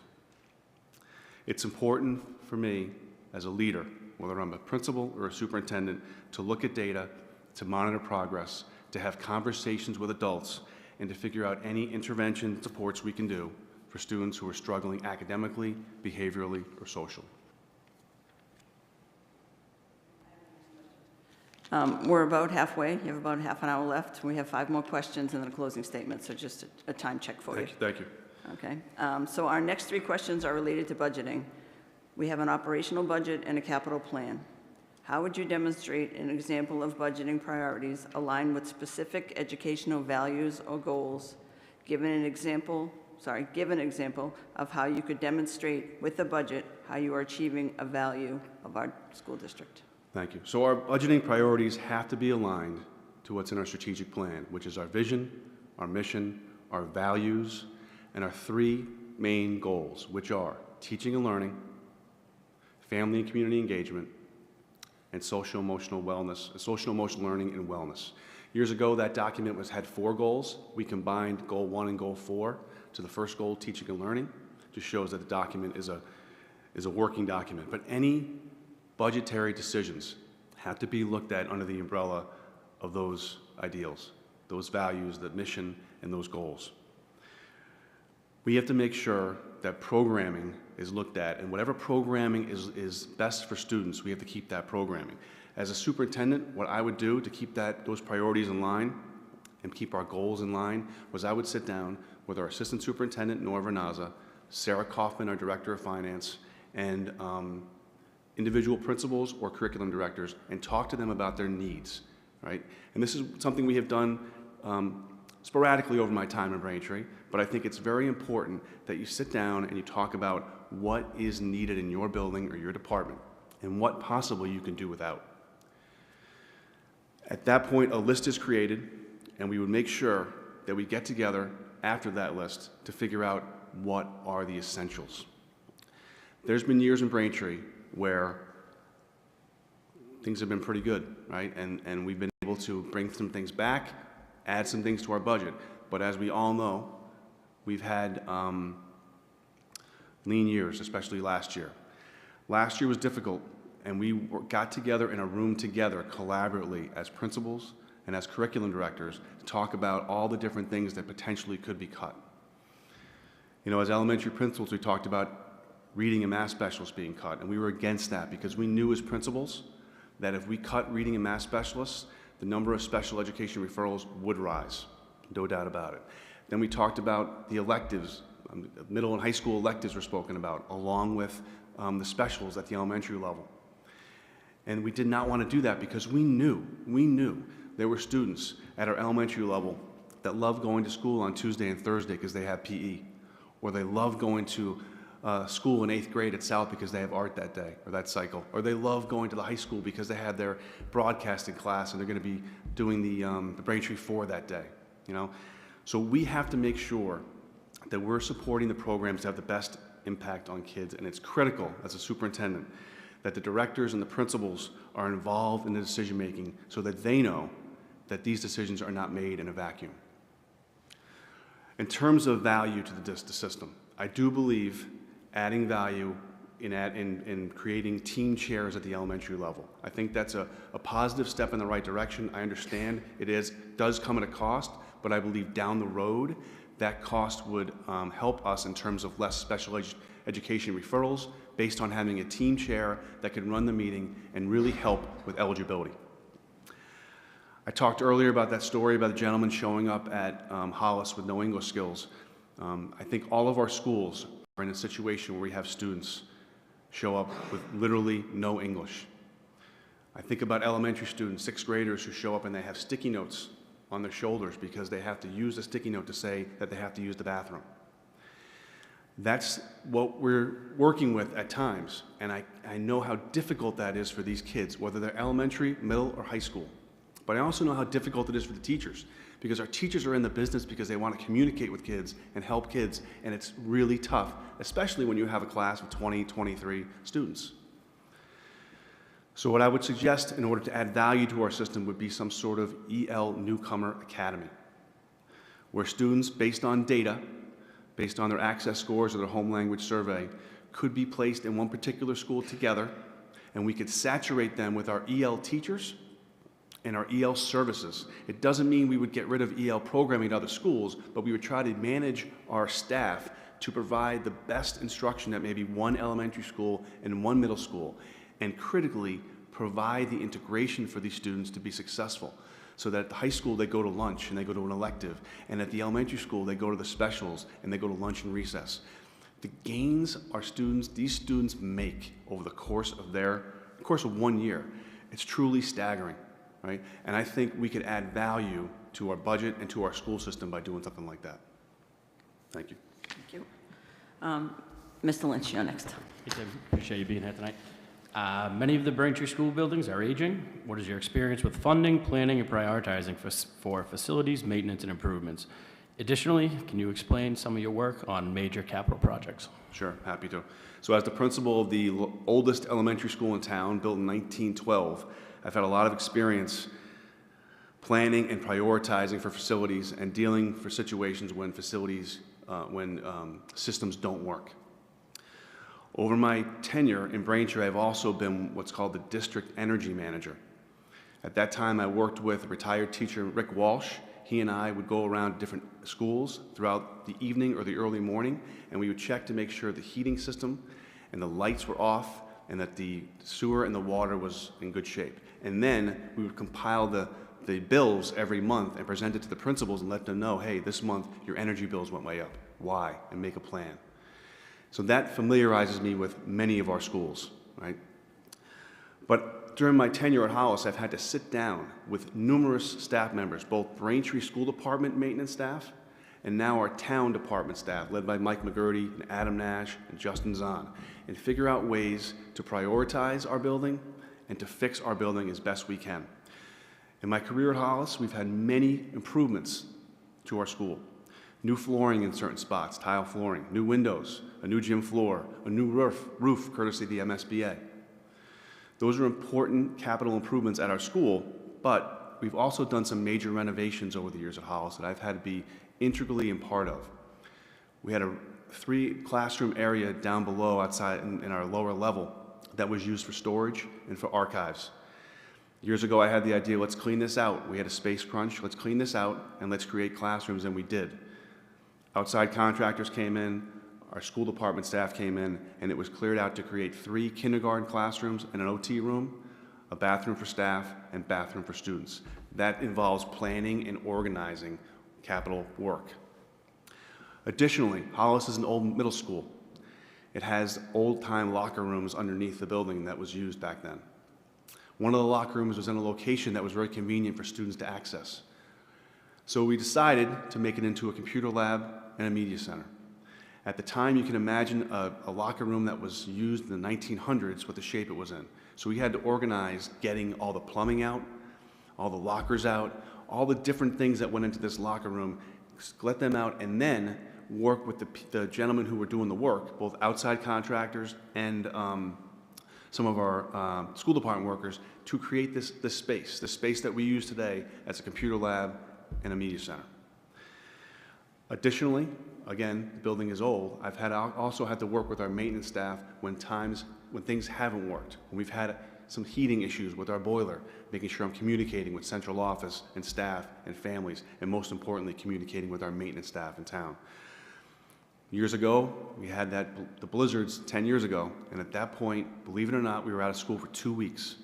When we came back to school, our roof was in tough shape. Many of the roofs were. And Maureen Murray, our superintendent at the time, arranged for people to come in, non-Braintree staff, non-town workers, but people that were hired by someone to come in and clean off the roofs while school was in session. So I had to make sure that I was on top of my game to look after what was happening. And most recently, about a year and a half ago, we had a pretty big steam leak at Hollis, where we ended up having a leak in the kitchen wall, in the floor below the kitchen, leading out to the cafeteria, all the way to a univent. You could imagine what this looked like in a cafeteria that was in use because it was November. So I had to work closely with our maintenance staff, and I'm very grateful for Mike McGurty and his team. I had to make sure our central office was aware. We had to shut down the heat when needed, and we had to work with our cafeteria staff to make sure we could still serve food. All these projects occurred while school was in session, and I had to make sure nothing interrupted teaching and learning. I'm going to get to the capital question you had, but before I get to it, I've been on the school building committee for many years. Prior to that, I joined it right as the decision was made to bring our 5th graders up to middle school. I wasn't thrilled with that idea because as a 5th grade teacher, I wanted our 5th graders at Hollis. But on the journey up to them, I had to make sure they were going to be successful. So I joined the middle school transition team, which is made up of teachers, administrators, school committee members. And we would meet almost every month to talk for over a 2-year period, to talk about what we needed to do to make sure that when our 5th graders went to East and eventually to South, that it was going to be a smooth transition for all. Because obviously, you can imagine as school committee, there was a lot of worry about our 5th graders being with 8th graders. I actually visited some middle schools that had that model. One was Hanover. So that leads me into my work as a member of the school building committee. For the last 7 or 8 years, I've been in the school building committee, and I've seen the roof projects go to fruition. I've also seen the new middle schools that we have in town. We should be very proud of these new buildings. They are beautiful, no doubt about it. In my time on the school building committee for these projects, I went through the eligibility period, the feasibility study, the schematic design, the detailed design, the construction, and then the never-ending punch lists that I heard about. We also heard from contractors and the owner's project managers, and I was able to see the difference between the two projects because South is a standalone building and could be done during school hours, but East, if you remember, is a renovation and an addition. So that 2-year project was done while students were in the building or close by. And I give a lot of kudos to John Sheehan and his staff at East for what they did during that time to keep kids safe. But I had to make sure, as a school building committee member, we had to make sure kids were kept safe as well. Thank you. Ms. Tuffy. Thank you. How will you ensure that Braintree Public Schools does not miss grant opportunities? Give an example of a grant you applied for and received that made a difference in your school or district. So in the times we're in now today, we cannot afford to lose out on any available money. We just can't. We cannot rely on local aid, and we cannot rely on Chapter 70 funding for everything. So we can't miss out on grants, and I know that there's a grant that we missed out on years ago, and wasn't involved in the grant for full-day kindergarten, so I'm not sure what exactly happened, but I do see having 3 full-day kindergartens at Hollis and the only half-day kindergarten section at Hollis. I do see the inequity, and I do wish we weren't asking parents to pay $4,000, roughly $4,000 a year to go to full-day kindergarten when many other districts go for free. So grants are so important, and as a principal, I go on the DESE website and look and see what grants are available. Just recently, I saw there was a grant available for elementary science. But I think it's important as a superintendent to get together with our assistant superintendent, Nora Vernaza, Sarah Kaufman as well, and our curriculum directors when grants become available to be ready for them. I know the value of grants. We have benefited from grants for our February and April vacation reading and math assistance for students that we did at East and at South last vacations. We had a detailed cybersecurity grant for staff, which was important because it gave them really important information on how to protect our network and things they should do with our technology. We've had grants that have brought in money for cameras and for doors, mental health grants that are tremendously important, Title I grants that fund so much for our district in terms of staffing for our schools that are eligible for Title I. I would make it a regular practice to meet with Nora and to Sarah so we don't miss any opportunities. And I would make sure that I advocate. I already have a relationship with some of our state politicians. I would make sure to get my ear to the grindstone, to listen what's coming up next. Is there anything that's coming down the pike for Braintree? I have heard from people that have said to me, the district is hard to get grants because of our size and our demographics. So one way, now we have special education collaboratives where we have a student that's struggling and they need an out-of-district placement and they go to a collaborative outside of district. What about some sort of collaborative for districts like us? What about 2 or 3 districts getting together, applying for the grant together? I know we'd have to split the money, but again, in these economic times, we cannot miss out on opportunities to earn money for our district. Thank you. Our student rep Ruby has the next question. Thank you. How will you, as superintendent, aim to promote mental well-being of students and staff in the Braintree school system? And what specific measures will you take to ensure that mental health support is equitable for all? So mental health concerns are more prevalent today than they have ever. And I don't think it's just in the schools, right? It's in society in general, right? And we see it not only in our school, we see it with the parents of our students and how that affects our students. And we know that no one can effectively learn or effectively teach unless they feel emotionally and physically safe. But before I can answer that question as a superintendent, I have to answer it as a principal and how I worked over the years as a principal with both families and with staff members. I've been fortunate to be blessed with a very good memory for names and people. I do not like to sit here and brag, I don't, but I can tell you right now that one of the strengths I have, and if you don't believe me, you can ask the families of the Hollis School, is that I remember kids. And I remember their faces, I remember their families, I remember the teacher they had last year, I know their grandparents, I know their dogs, and I know the car they drive. I'm not a stalker, I promise, but I have relationships with families, right? That is what I love about my job. In order for students to feel comfortable in our school, they have to know that I know them and I care for them. And that starts with knowing their name. It's very important for when things go wrong for a student or an adult that they feel comfortable enough to come to me and tell me what they need. At Hollis, I've been not in charge, but I've been involved in the different rollouts we've had for our social emotional curriculums, steps to respect, second step, and now trails. We use our school-based mental health screener that we use for our 4th graders every year, which is important. And I know we do a screener at every level. We do screeners at every level, but at Hollis we do it in 4th grade, and it's important because we get results from our screeners in real time.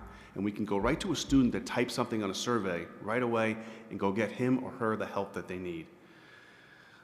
I mentioned we have a high EL population and a high special education population. We also, I'm proud to say that Hollis was the original school in Braintree to house METCO students.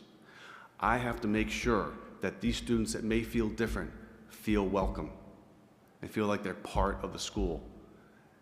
And I've done that. I've definitely done that. Hollis is also the first school to have a student transition genders in the beginning of the school year. A parent reached out to me to tell me what was happening. I met with the parent. I met with the student's counselor. They explained to me what was happening, and I gave them, we had a great conversation, and we decided that we should have this therapist come to our next staff meeting, which they did. And that was it was a very productive staff meeting.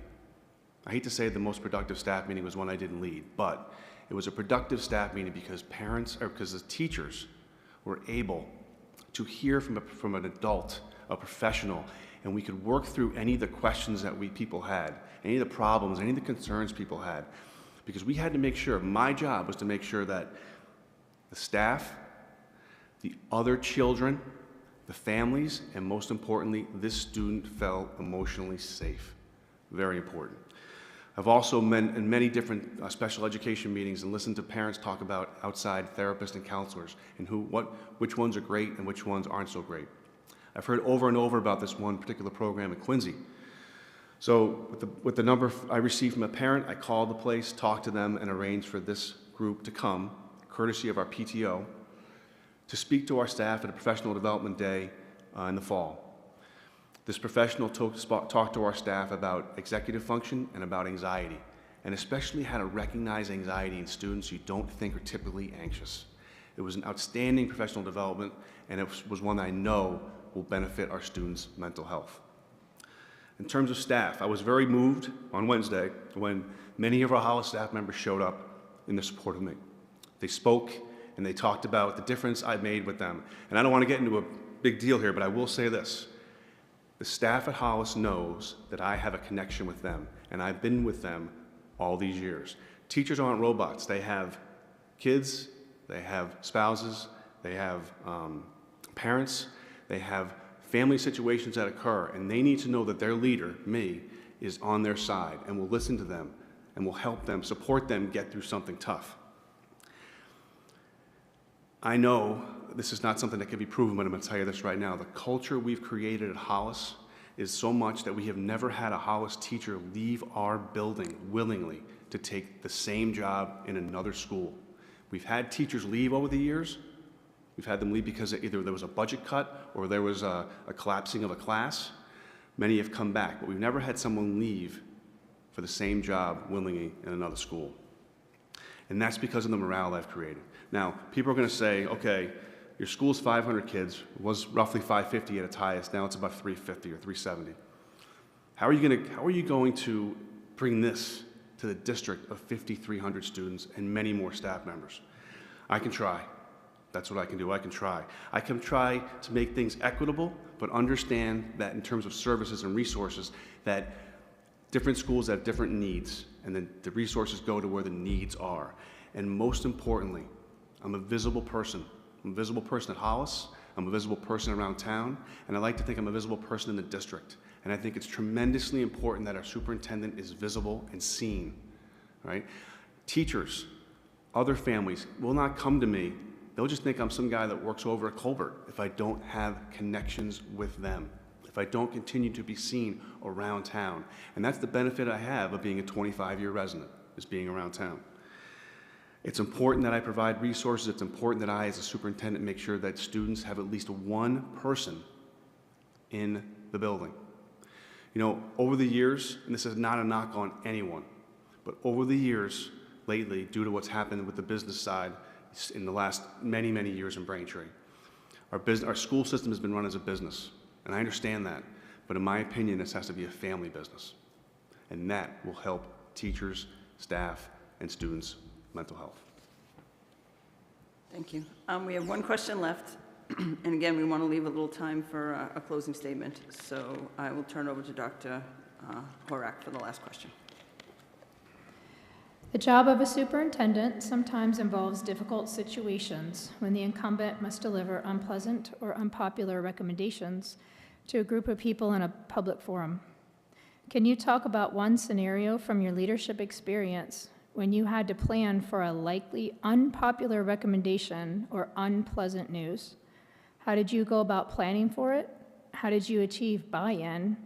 And how did you work with dissent or resolve conflict in the situation? Okay. So as a principal, for many, many years, I've had to deliver bad news often. It's a common occurrence. It doesn't always happen in public. Many times it's in private with a teacher about maybe their job performance or their attendance or them having to change grade levels or classroom locations, or bad news to a family about their child's academic progress, school placement, behavior, that sort of thing. Most of the time, again, those are done in private. I understand that. There's been other occurrences where I've had to deliver bad news to staff about programming. Specifically, we had a situation years ago where our paraeducators were being paid more than they were working. So we decided, and the paras will kill me, but it was my idea to have the paraeducators years ago ride the school bus. And I went back to Hollis and I had to explain to them, yes, you're being paid and you're not working the hours, so we need you guys to ride the school bus. This is very unpopular, but they understood my communication style. I was consistent, I was direct, but I was empathetic as well. And I understood what this was going to be doing to their schedule. And I knew they didn't want to ride the school bus, but I knew it was best for kids. And then I supported them after the decision was made and gave them breaks when I could here and then, and made a schedule that rotated, right? So they drove different buses. I've also had a situation with staff where we had a longtime Braintree School retired teacher who had done a ton of long-term subs at Hollis pass away suddenly overnight, and I had to give that news to our staff at a staff meeting before school started. And then I had to make sure I was there for those teachers who were struggling with that news. I've had to talk to staff, obviously, about budget cuts, about collapsing classrooms, same with families, about collapsing grade levels and higher class size. But in terms of the most public one I've done was coming back from the COVID pandemic, when our central office team asked me to be the one to present at several school committees meetings what our plan was coming back from COVID. This is a very difficult topic for many, because if you remember, we had a segment of the population that thought we should be back full-time, no masks, and others thought we should not be back at all, we should still be doing virtual assignments, virtual work. I had to make sure that the plan that we had developed at the elementary level was delivered by me at these meetings in a consistent and calm manner, right, that showed empathy for people and their worries. And then I had to make sure we implemented this plan at Hollis and giving assistance to the other schools as needed. I had to make sure that everyone felt comfortable, and I had to also assist with any roadblocks that came up during our return to school. And I want to go back to the relationships I built. Because I built these relationships with people over the years, and because I have the trust factor with people, they know that I'm being honest with them, and they know that I have them and their children's best interest at heart. Okay, we have just about 5 minutes left. If there's anybody from the committee that wants to ask a follow-up question. Dr. Horak. And Ms. Tuffy's question about grant opportunities, I didn't hear an example of a grant that you applied for and received for your school. I heard lots of examples, but I wasn't clear if they were for your school that you applied for and received. I have not applied officially for one grant on my own. Thanks for that clarification. You're welcome. Any other questions from the committee? No? Well, with that, you have 2 or 3 minutes to give us a reason as to why you should be the next superintendent of the Braintree Public Schools and to make a closing statement. Thank you. So I do want to thank you all for the opportunity to be here today and to talk to you about my candidacy for superintendent of schools. It has been an incredibly comprehensive program the last several weeks in terms of meeting with our search committee and then going, having our visit day where I've toured 2 schools and then went to meet with our administrative team and teachers in the district, and then having a community forum at night, wrapping it up with today. So it's been very comprehensive, and I do appreciate it. I feel like I hopefully have proven to you either tonight or in my work in Braintree that I'm a dedicated, composed leader who provides common sense, compassionate, and direct leadership when needed. I've created strong relationships with people in the school system and around town, and I know that I could hit the ground running in this job before July 1st. I also think as a leader, it's really important to surround yourself with people who will tell you the truth. And I make sure at Hollis that I have people on staff that will tell me the truth. Because what I think as a leader is I know what I don't know. I know where I would need help, and I know who to go to that will give me the honest truth back. That's truly important. And the last thing I want to mention to you, and I've said this to some of you before, but for the last 21 years, I've been the proud principal of Hollis. And I've never done a resume. I've never asked for a recommendation. I've never done a statement of interest. And I've never interviewed for another job. It's not because I'm not motivated. It's not because I don't want to do something else. It's because I love my job and I'm committed to Braintree. I would hope you would see that fact and you would recognize my commitment to this school system, to this town, and our students. Thank you very much. Thank you. We will be meeting on Thursday at Colbert at 6:30, a regular school committee meeting to make a decision on who we're going to move forward. So we will be in touch with you after that meeting. Great. Thank you very much. Thank you so much. Thank you. Thanks.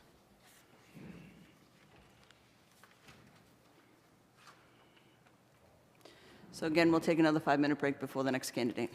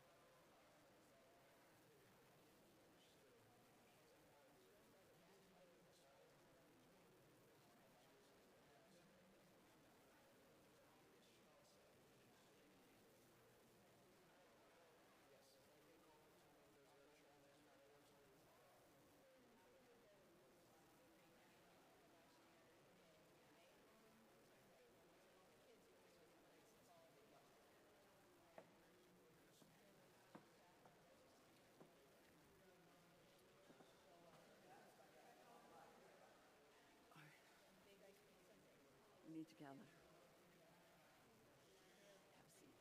Have a seat. Oh, you got stuff to pass around? That's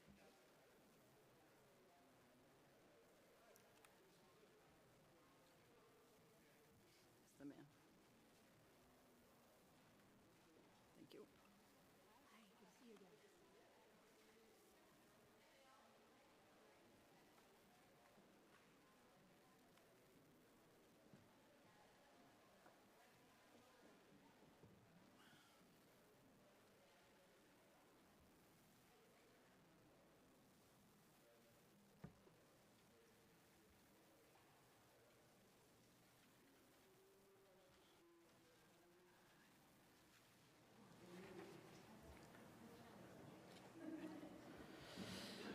Good evening, Ms. Ryan. This is our third and final candidate for the evening. I'm just going to read you the format that we're going to go through. The school committee has prepared a series of questions collectively in an open meeting on last Friday, the 10th. Each committee member will ask a question, including our student representative. All candidates being interviewed this evening will be asked the exact same series of questions. You will have 55 minutes to answer a total of 9 questions. If time allows, after you've responded to all questions based on your answers, the committee members may ask you some follow-up questions. In addition, we want to allow you 2 to 3 minutes at the end of the interview for you to make a closing statement and tell us why you should be Braintree's next superintendent. I will be the timekeeper, so I'm going to clock it. I will interject about midway through, just to let you know whether you're on time or if we're running short. Okay? So if you have any questions on that before we move into the first question, I'll turn it over to Mayor Joyce for question number 1. Thank you. Good evening. Good evening. Thank you for being here. Thank you for applying for the role of superintendent in the Braintree Public Schools. We're certainly excited to welcome whoever the next leader is going to be and excited for what they'll bring. So the first question is, after spending some time in our district in the last week and through this interview process, and having some time in between to reflect on your professional ability to be Braintree's superintendent, what past experience or skill set do you think you will immediately lean on in stepping into that role on day 1? Good evening. Thank you very much for having me here tonight. I very much enjoyed my time in Braintree last Thursday. I got to meet lots of people and hear a lot about all of the wonderful things that are happening. Besides that, I've been doing a lot of watching of school committees and doing a lot of research about you as a district, but also you as a community and where you are currently and where you're heading in regards to education. So I did give you a folder that has some information in it about my candidacy, and I'll talk to you about what's in that folder throughout it. But one of the first things that's in that folder talks about making the transition into Braintree. The thing that I would lean the most on in my experience is being an experienced superintendent, having already served in the role of a superintendent, and being able to carry forward that experience to Braintree, so that when I enter Braintree, while there is a little bit of a difference between the community that I'm currently in and the town of Braintree, the core leadership skills that exist for a superintendent remain unchanged. The state regulations and the requirements of a superintendent are the same across the state, regardless of what community that you're in. And I have experience with that I would bring forward and lean on, particularly during that transition. So there is a sheet in here that talks about that, right? Having already managed a budget and, more importantly, managed a budget crisis in which we needed to navigate our community through the reduction of 5% of our teaching staff. So having already experienced that and what that looks like and feels like from an operational perspective, but also from a community perspective, what that means emotionally and socially for our community. understanding the systems and the operations that have to happen from a district perspective and how to meet those compliances, as well as having managed crisis that happens in a district, whether that be financial crisis or crisis in buildings in which, over the break, we had a major water pipe flood our library, how to manage that crisis in our community, or how to manage crises with students and how to interact with the community. So all of that brings forward experience that I would lean on, particularly in that transition. So it would give me time to understand the community and delve deep into the community while not needing to necessarily learn the role of superintendent and what goes into a superintendent. I feel very confident in my understanding of that role and how to move forward, and that comes from being an experienced superintendent.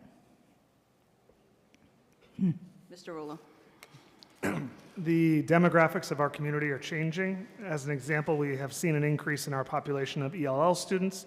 How will you support our educators to ensure we are meeting the needs of our students and families? That's an excellent question.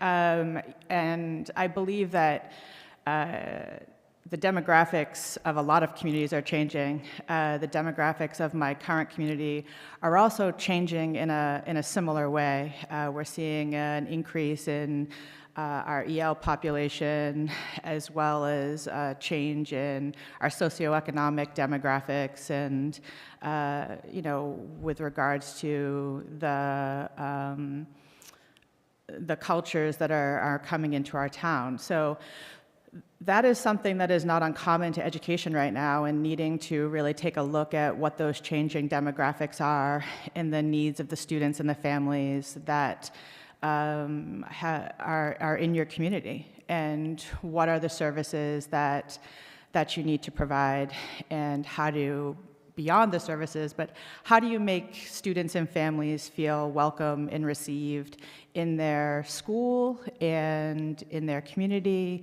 and what are the supports that we need to do. So with our changing demographic in my current district, one of the things that became very clear is that while all of our educators are trained in SEI and how to support students who English is not their first language, one of the things that they were struggling with is how to make connections to them culturally, and how do students show up in the classroom, and do they see themselves in the classroom and feel like they are part of our school community. So we needed to do two things. One, we needed to train our leadership in some cultural proficiency so that our leaders could support our educators in that particular changing demographics, and so that they could lead their school with those principles that would make students feel and families feel welcome, and that they're part of the school community. And then we had to train our educators on cultural proficiency beyond just what they learn in the SEI class, but how do you make your classrooms feel like they're a place where students and families can bring their whole selves forward.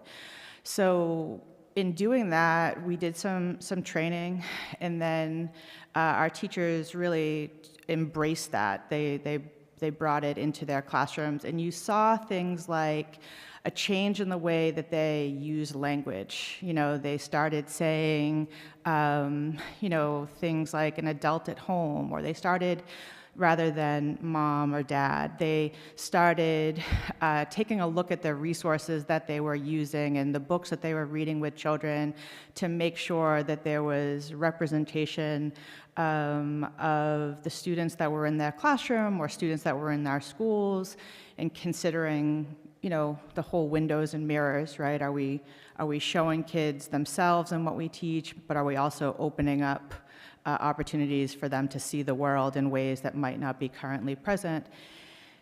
And then something really amazing happened. We started getting really great feedback from our families and from our students, and parents saying, our students came home so excited today because they read a story and the person in the story looked like them, which fueled the fire of our educators and our leaders to recognize what they were doing, and how they were presenting it. So I think when you take a look at your demographics, you're really taking a look at who are the people that are in your district, and then what do you need to do as a community in order to support them and make school a place where students and families feel not just that they are there, but that they belong and that they are part of the face of that school community. So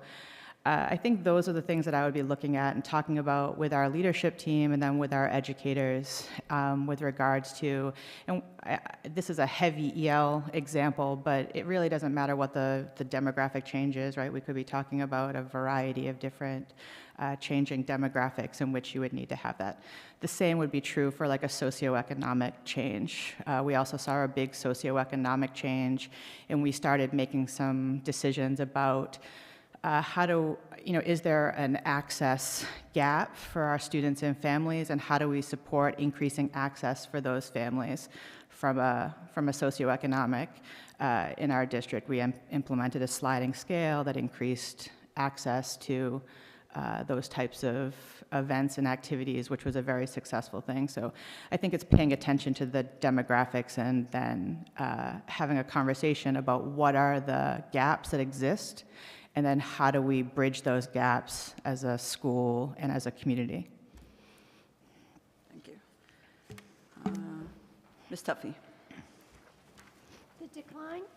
The decline in ELA scores, especially in the middle schools, is a concern in Braintree and across the state. Give examples of strategies you have used that improved ELA performance. That's an excellent question, and it was actually a question that came up several times in my site visit, both with educators and with parents. So it is a noticeable point in your data, the ELA scores in Braintree. It's one that I've taken a look at.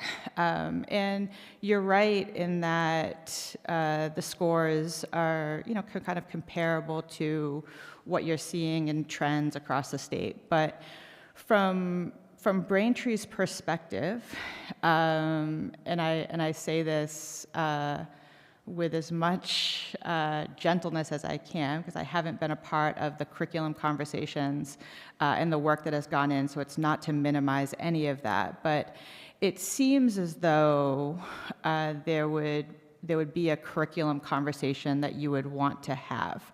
Because when your data continues to be at a certain point year after year, and there's not a significant change, that's usually an indicator that it's not the students, right? Because what it means is that year after year, your educators are consistently able to bring the student population to a certain point every year, regardless of the children that are sitting in front of them, regardless of the struggles or the acceleration.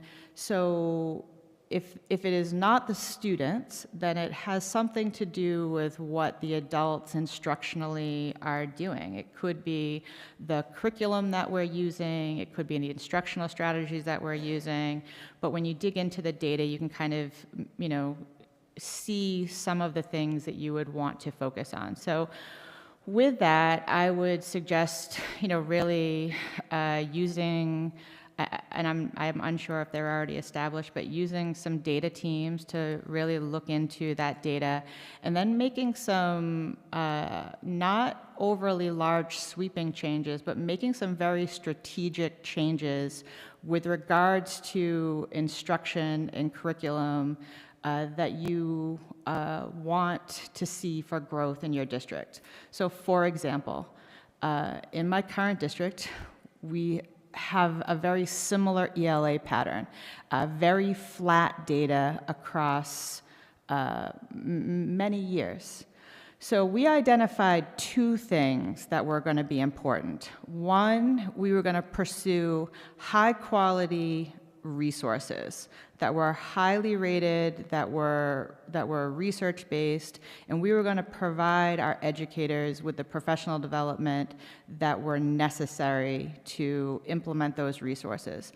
We were also going to make sure that our schedule afforded the time in order to implement that resource, for lack of a better word, right, with fidelity, right? So that there are very smart people that create these resources and that have done research on how they should be implemented in order to see the growth and change.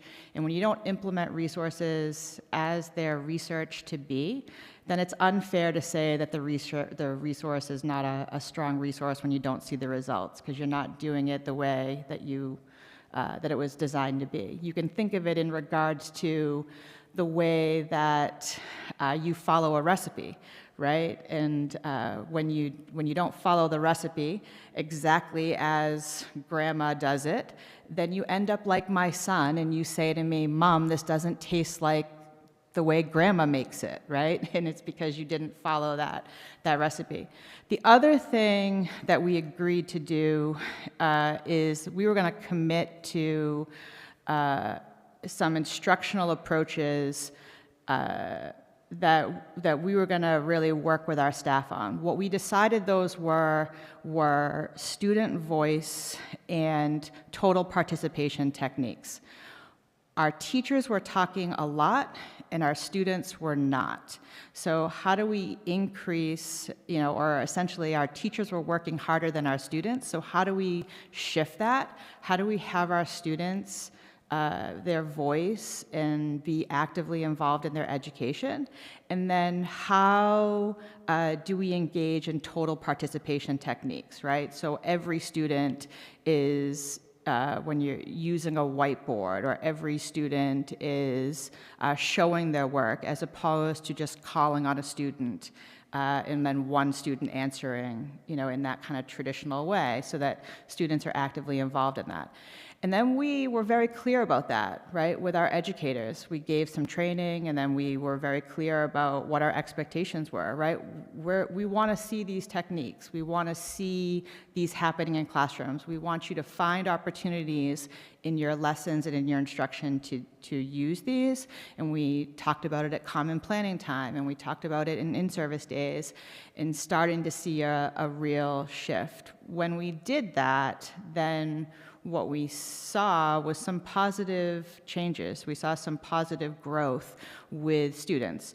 Now, does it completely play out all the time in MCAS, right? Sometimes that takes years, but it's playing out in currently it's playing out in our district data. So that would be one of the things that I would want to take a look at with regards to Braintree and why those scores are flat, right? Digging into the data with a team of not just administrators, but educators, and then taking a look at what we think our best guess is at why that might be, and then what are the things that we're going to commit to in order to get something different. You do need to do something different if you want to get different results. So it doesn't always need to be big things, but what are the things that we're going to consciously do different? And then how does that vertically and horizontally align across our district, so that we're doing this in second grade, and then it plays out into third grade and fourth grade, and so on and so forth. Thank you. Mr. Fogarty. How have you used MTSS, that is multi-tiered system of supports, to ensure that special education referrals are appropriate and that all students are receiving the supports that they need? This is probably my most favorite question because it is the work that I am most proud of. I will be honest with you. So I apologize if you sat on the screening committee and you've already heard this story. Some of the greatest work that I'm most proud of is my work in a previous district with regards to MTSS in tiered intervention. It is the structure in which the whole district was kind of established on with regards to not just for special education, but for how we were going to support all students.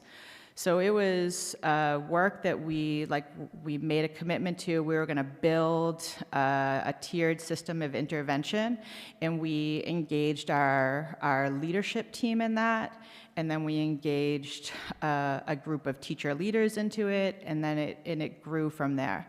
So what we had done was identify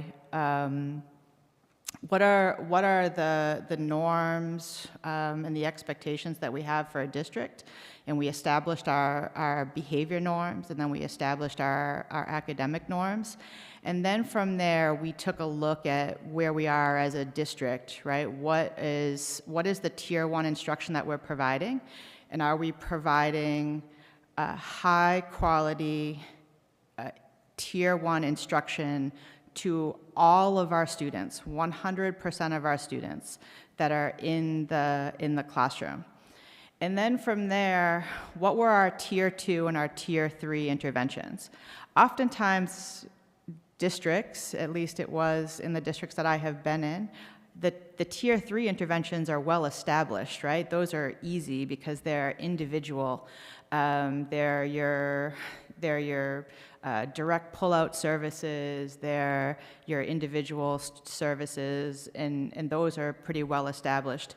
It's that Tier 2 intervention that is, right, it's the second dose. It's the Tier 1, everyone instruction, and then you need a little bit more. It was that tier that we had to pay attention to.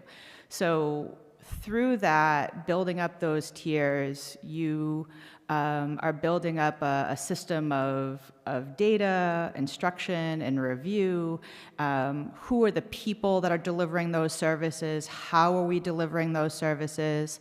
You know, in best case scenarios, you have interventionists that work in your district who are able to provide those Tier 2 services. However, they don't always have to happen from an interventionist, and in a financial time, such as in my current district where we had to make some reductions, our reading interventionists and our math interventionists were the ones that we had to make a decision to reduce last year. So how do you provide those Tier 2, and what are the opportunities? You know, whether it's through co-teaching, or if there's, you know, some paraprofessional support, or through how teachers are providing instruction through centers and a teacher table. What are those interventions that we're providing? So that is my most proud work, and what happens through having a system of data where we're looking at how students are performing, and then what are we doing to provide them support. What you see is that students are responsive oftentimes to some of those interventions, and then they don't need to have a referral to special education in order to get the little bit more that they need, right? Because that's really what we're talking about. We're talking about you just need some more from that general education instruction. So we saw those referrals go down. In my current district, one of the interventions that we had, that we sadly lost, was a speech clinic.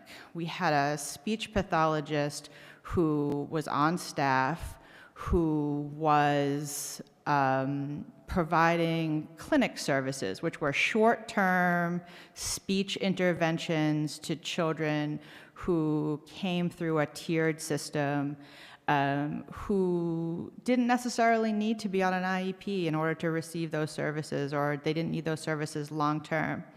And they would receive some short speech services for a short period of time, and then we would move them off of that service, and they would be fine, and they would never bubble up through the referral process. We lost that speech pathologist in our budget reductions, and what we are experiencing this year is that our district lost that tiered intervention, and our teachers and our parents don't know how to provide that tier 2 intervention.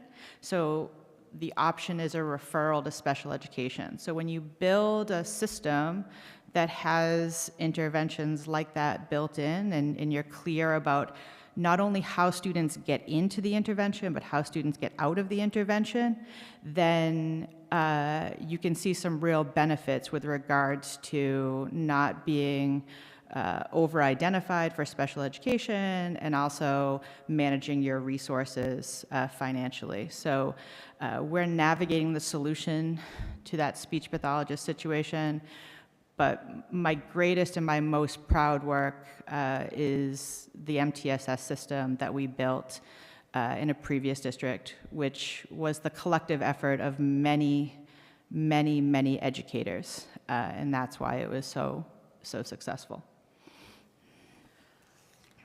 I have the next question. Sure. We have about 30 minutes left, so we're doing great on time. So the next 3 questions are related to budgeting. So we have an operational budget and a capital plan. How would you demonstrate an example of budgeting priorities aligned with specific educational values or goals? Give an example of how you could demonstrate with the budget how you are achieving a value of our school district. Can you repeat that one more time? Sure. How would you demonstrate an example of budgeting priorities aligned with specific educational values or goals? And give an example of how you could demonstrate with the budget how you are achieving a value for our school district.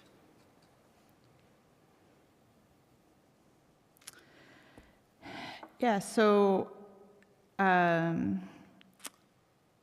is a great question. And my approach to budgeting is largely based on priorities. I've talked about this in some of my sessions on Thursday, right? I call it the 3 Ps that budget focuses on. It's people and programs and pupils, although I don't super love the word pupils, but it works in the alliteration. So, and what are our priorities as a district?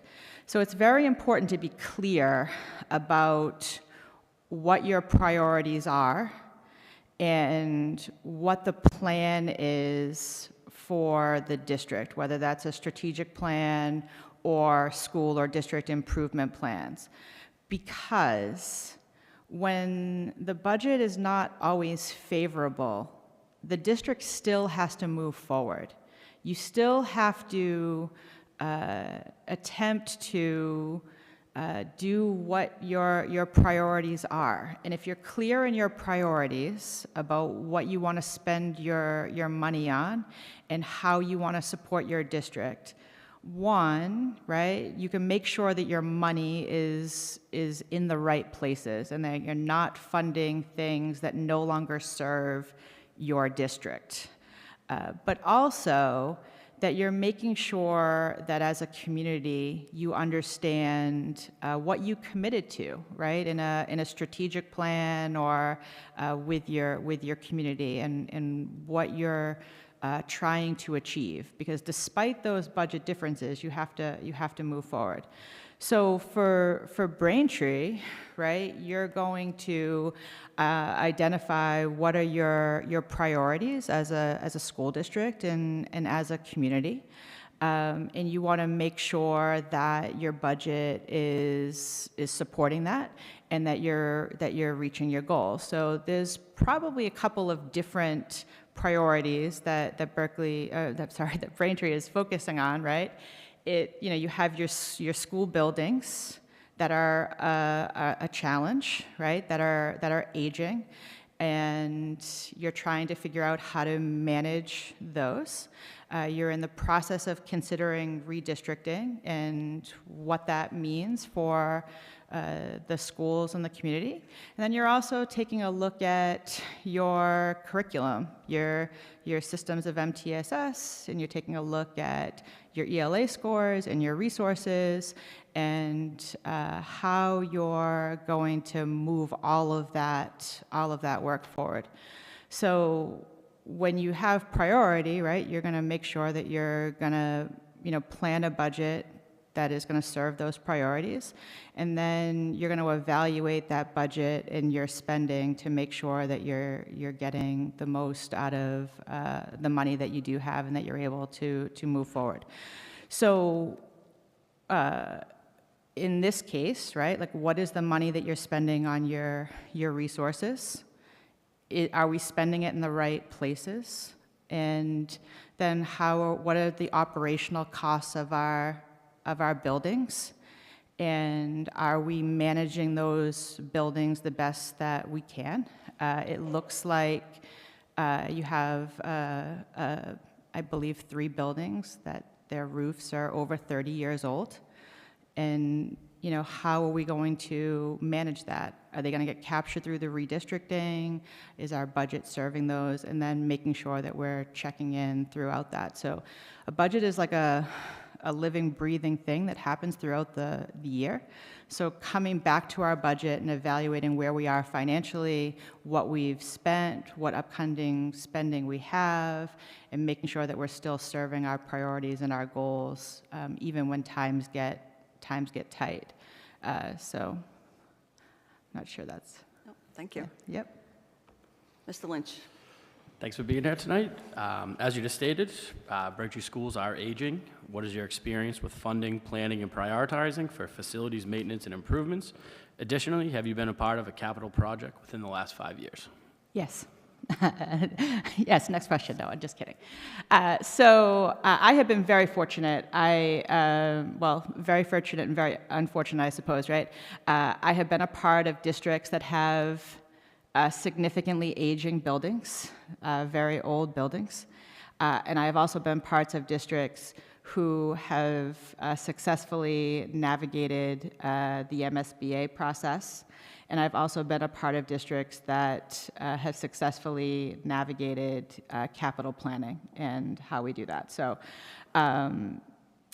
in the districts that I have been in, and then also in my community where I live and where I've raised my children, we've had very old schools that are very similar to the schools in Braintree. Where, you know, the water is coming up from the floor, it's coming in through the ceilings, where we don't have the wall space, so we put, touch view boards over chalkboards. We have boilers that are falling apart. You know, all those things. And how do we maintain those? And I've also been a part of districts I've been a part of 2 districts, one school building project in its completion, where the community voted to build a new elementary school to replace an aging elementary school. We saw that building to fruition. It opened in September of 2020. And then it closed its door, it opened in September of 2019, and then it closed its doors in March of 2020 when COVID happened. So it was only open for, 5-6 months before we had to close the doors to our brand new school. In my current district, we also have a very old elementary school. The water comes up from the floors in the classroom, so that when it rains, there are certain classrooms that kids can't sit on the floor because sludge is coming up. And the building is beloved, right? The community loves this building. It's where their grandmother went to school, it's where they went to school, it's where their kids go to school. There are so many warm and heartfelt memories that the idea of that school not being there is heartbreaking. But that building has served the community with such love, and it has done its job, and it is tired. On Christmas Eve day, our hot water pipe burst in the library of the elementary school. We are fortunate on many things. We are fortunate that it was hot water and it set off the smoke detectors, so the fire department knew there was water pouring into the library. It was so that it didn't go on for days. It was fortunate that it was school vacation week and that we had time to dry out the library and figure out what we were going to do with the classroom that was in there. And we were fortunate that there were no children sitting on the floor when that pipe burst, because they would have been burnt. So I have a lot of experience managing those buildings and managing the MSBA process. Our current community did just vote to rebuild that school, and we're very fortunate for that. The day after the town vote, where we knew we were going to build a new elementary school, I walked into the elementary school and I said to a little girl who just got off the bus, "Did you hear the great news? We're getting a new elementary school." And she said, "But I love this school just the way it is." And I was like, "Oh, maybe not just the way it is." I go, "But you're going to love the new school." And so that is a transition. The other part that I want to answer in this question is how you manage the capital aspect of buildings like that, and needing to account for the buildings and the equipment that is in the buildings and where it is in its life cycle. So it seems as though you've already started that kind of process. You have a ranking of the buildings, and then to take it kind of the next step further of, like, when was the last time this boiler was repaired, or when did it have maintenance, or when was the dishwasher replaced, so that you can start to really look at not only how to repair capital, but how to maintain those so that you're reducing the cost from a reaction point, and you're extending the life of those types of things. So the Department of Ed has a really great resource about facilities planning that talks about how a district can kind of inventory all of that, and then maintenance planning for it, so that you're able to really kind of be thoughtful about it. And you can say to the town or to the mayor, right, like, we've repaired this elevator 5 times this year. Last year, we repaired this elevator 4 times, right? Like, we're getting to a point where we're just, throwing good money after bad, right? Like, we're spending more money maintaining it than it would be for us to make an investment and, replace it or repair it or whatever the case may be. So, so that has been work that either it's fortunate or unfortunate that I have a lot of experience in, old buildings and how to help maintain them, and then how to work with the community on them, and then also the MSBA process. Thank you. Ms. Tuffy. How will you ensure that Braintree Public Schools does not miss grant opportunities? Give an example of a grant you applied for and received that made a difference in your school or district. Yeah, that's a great question. So I love grants because it is one way that we are able to supplement our budget and be able to do some things that maybe we otherwise wouldn't be able to do within our operating budget. So at my screening interview, I talked about how we applied for the social emotional learning grant. We just received the social emotional learning grant. I also believe that Braintree also applied for that, and I don't believe that you got that grant, so I'm sorry about that. But our successful application with the SEL grant really came from our application and documenting the work that we had been doing with regards to that, with regards to social emotional learning, and then having a really clear path forward with those grant funds on how that was going to enhance our work, right? And how that money was going to continue the work that we were already doing. So that grant is going to support expanding our SEL team. It's also going to support some additional professional development for our teachers, particularly around trauma and trauma response and how our educators can respond to that. So there are a lot of grants out there, and you might not get them all, but I do believe that you should consider all of them and take a look at whether or not it's serving your priorities, it's serving your strategic plan, and then how that money might, really support your district. The other thing that, and I'll bring it up here because I'm not sure if there'll be another question, but I think there are some other financial opportunities that exist in Braintree that I would want to take a look at. First is you don't seem to have an active education foundation. I believe at one point in time you had an education foundation. And there are a lot of communities, including the districts that I have been in, that have very successful education foundations that are able to provide supplemental grants and funding to school districts, usually teachers for educational experiences that the operating budget doesn't necessarily support. And usually that is one way to do that.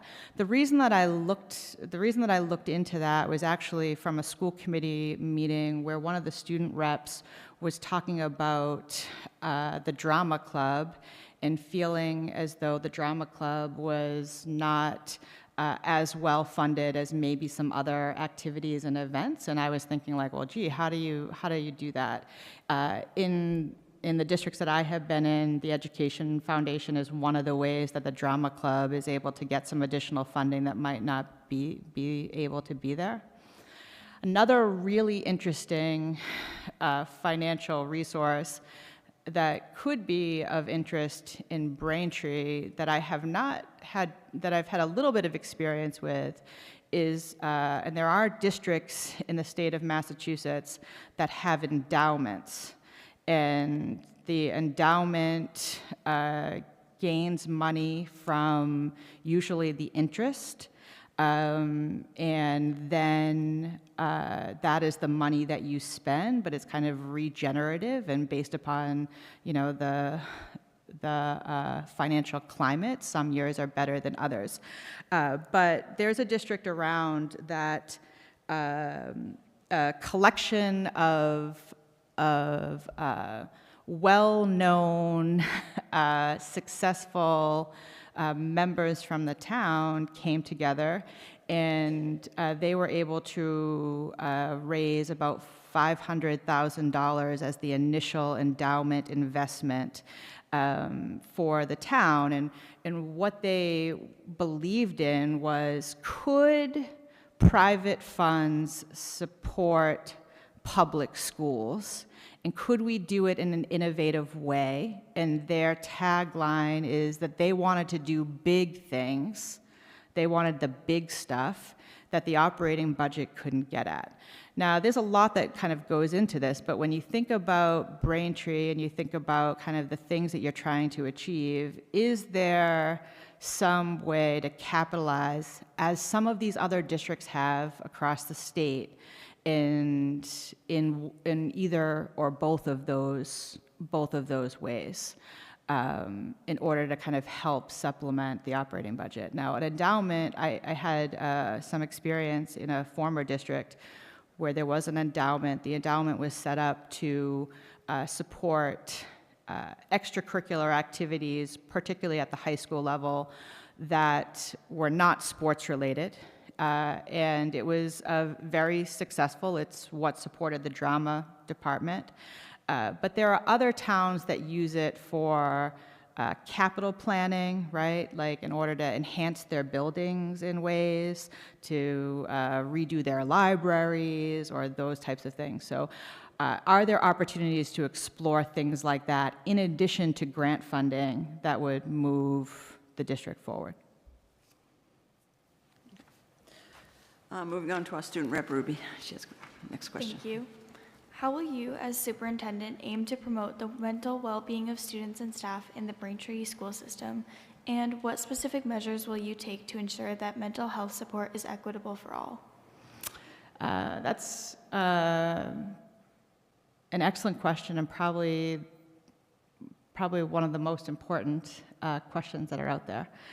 So the mental health and the social emotional well-being of our students and our staff are so important. What we know about our students is that unless we are being cognizant and attentive to our students' mental health well-being, that they're not going to be in a position in order to achieve academically. So one, we need to make sure that we have the mental health professionals that are in the district that are able to provide those services. We need to make sure that we have trained our staff and our leaders on mental health approaches and how we respond to students and their needs. We also need to make sure that we have partners in our parents and our guardians, and that we have strong working relationships so that we're supporting the entirety of the student, and we are able to understand what's happening not just at school, but outside of school.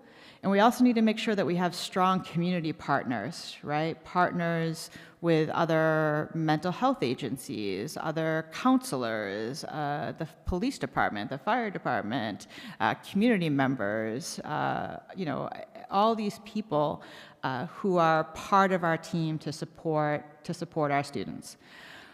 We also have to make sure that our schools are welcoming, and as a kind of going back to that other question, that our students feel like they can bring their whole selves forward to school, and that they can be who they are, and that is a safe environment. And that is something that is never ending and kind of ongoing. You're always working on the culture within your school, and that making sure that our students feel connected to somebody, right? Somebody for them to share their hopes, their dreams, their struggles, somebody to say, I'm having a really bad day, and that they feel seen and that we can respond to them. The other part of that is our educators. I am at the very end of my doctorate, and I need to defend my dissertation, but my doctoral study is on the secondary traumatic stress experienced by teachers. And what that means is that our teachers have a response to working with students who have experienced trauma. It could be from outward behavior. It could be from students kind of behaving in a way that is a trauma response. It could also just be from hearing the stories of children who have had hardships and hearing their experiences. There's a lot of other professions that are aware of this secondary traumatic response. You hear a lot about it from police officers and from firefighters. You hear a lot about it from nurses, where they talk about compassion fatigue. Our educators experience that same type of compassion fatigue. They have a same response, myself included, right? There's times where you feel burnt out, where you don't want to go to work, or you're frustrated and you're showing that. We need to take care of our educators in a way, making sure that they have the same type of support that our students have.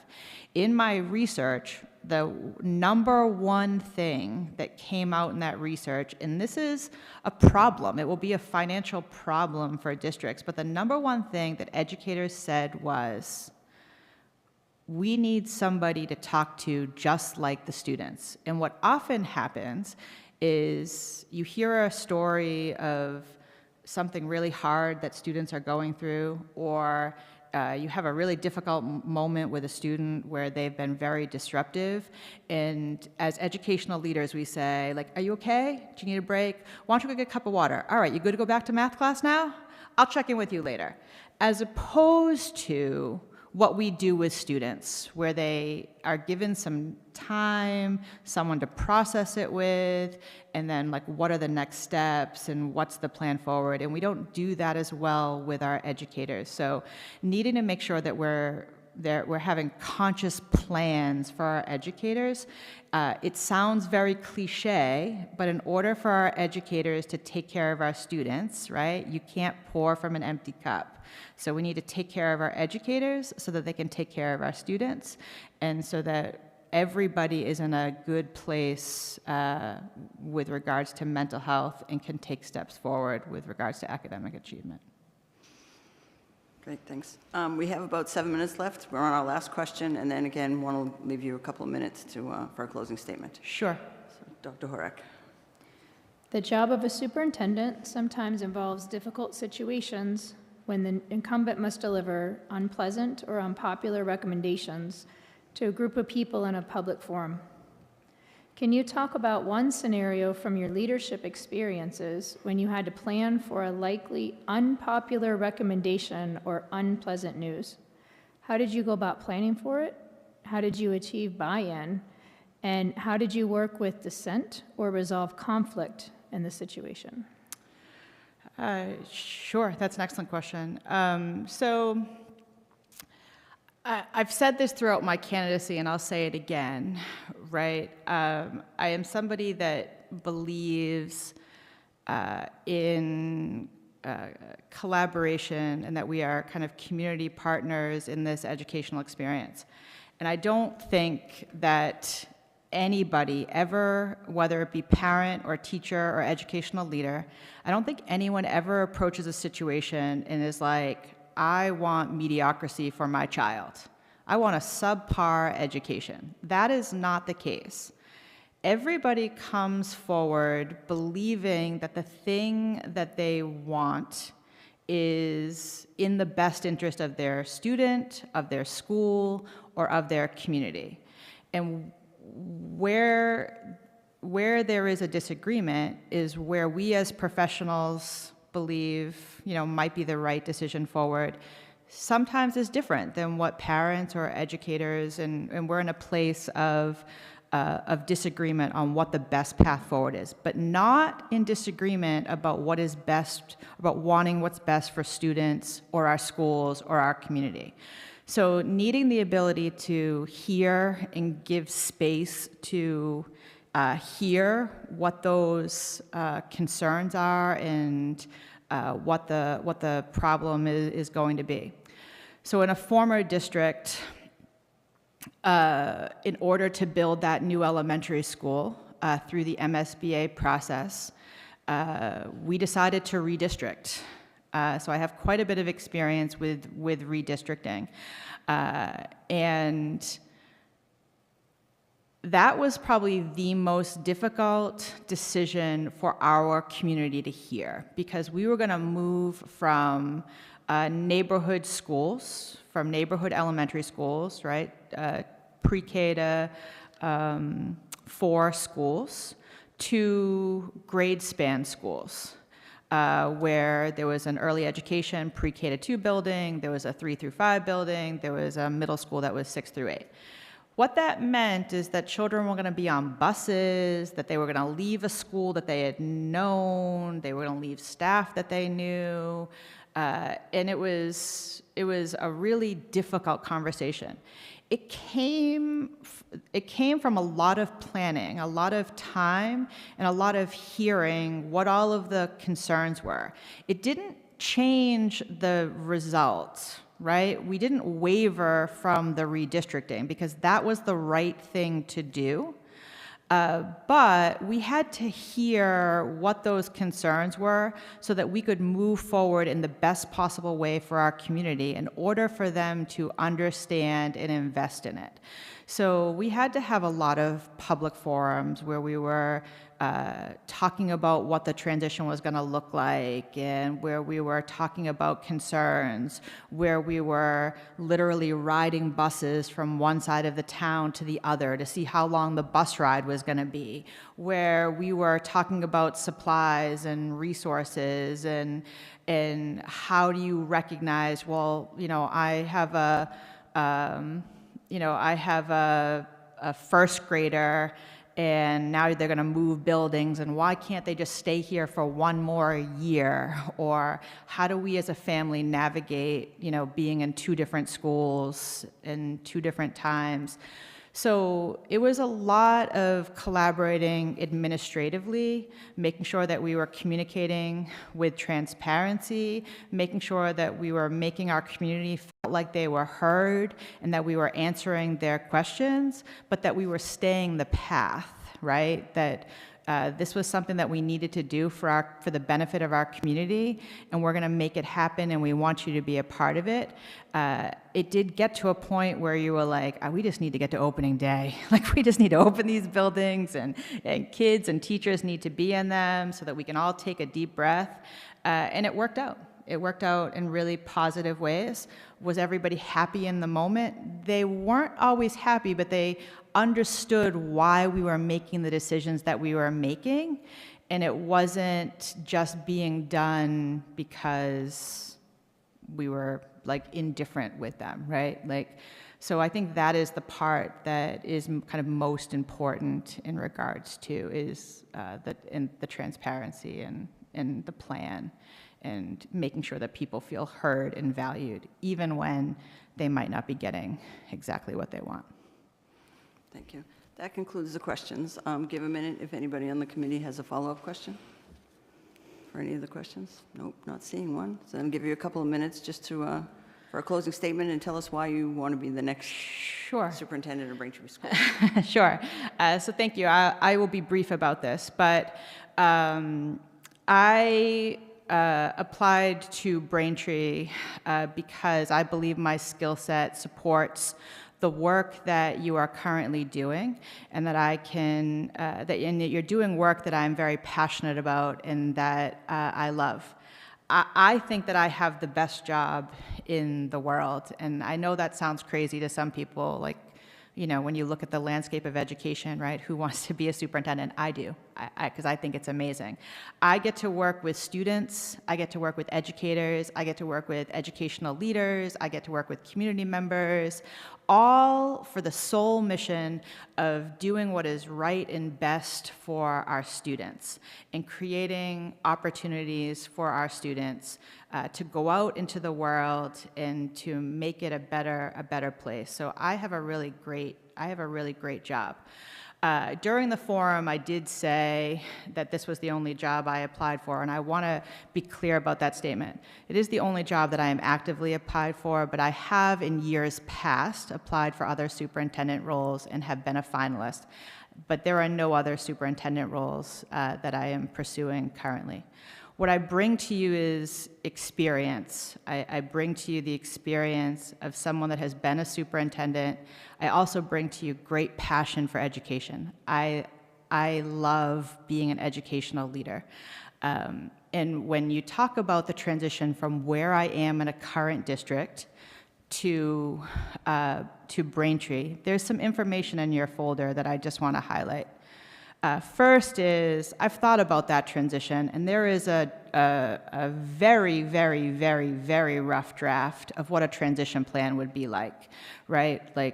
Who are the people that I would talk to? What is the timeline for that? What does it look like moving into Braintree? This is not final, and this was written without the collaboration of the school committee, of the town, of the leadership team, so it would be updated, but I wanted you to see the framework of thinking about what that transition would be. When you also talk about the size of the current district that I'm in comparison to Braintree, there are some very rough charts that are in there. Because what I wanted to highlight is that although the size is different, it is proportional. And it's proportional to the number of students and the number of staff, but not to the leadership qualities that a superintendent needs in order to move a district forward. So very quickly, what the graphs show are my current district in Braintree. Now, there's some commentary on both of those districts when you look at these charts that I'm going to leave for you to assume on your own. But it shows that our student-to-teacher ratios are comparable. That means we have comparable class sizes. It means we structure our districts in similar ways. It shows you that we spend almost exactly the same amount of money per pupil on professional development, right? So we plan our professional development in similar ways. It shows you that as far as the per pupil expenditure for educational leadership, there's really about a $14 difference per pupil between my current district and your district, meaning that the leadership is small and that I am familiar with wearing many hats and what that structure looks like in a district. And then the other two graphs show the total in-district expenditures and the total expenditures for the district, in which you see the percentage difference between my current district and your district is not that great, right? Meaning that we're spending money kind of in similar ways, showing that my current district is not all that far off from where you are as a district, making the step into that superintendency role not that big of a step, given the experience that I have as a superintendent. The last thing that I'll leave you with is that one of the things that brought me here is that I have some connections to Braintree. I lived here when I got out of college for many years. I worked at the May Center in Braintree, which is now in Randolph. That's where I started my educational career.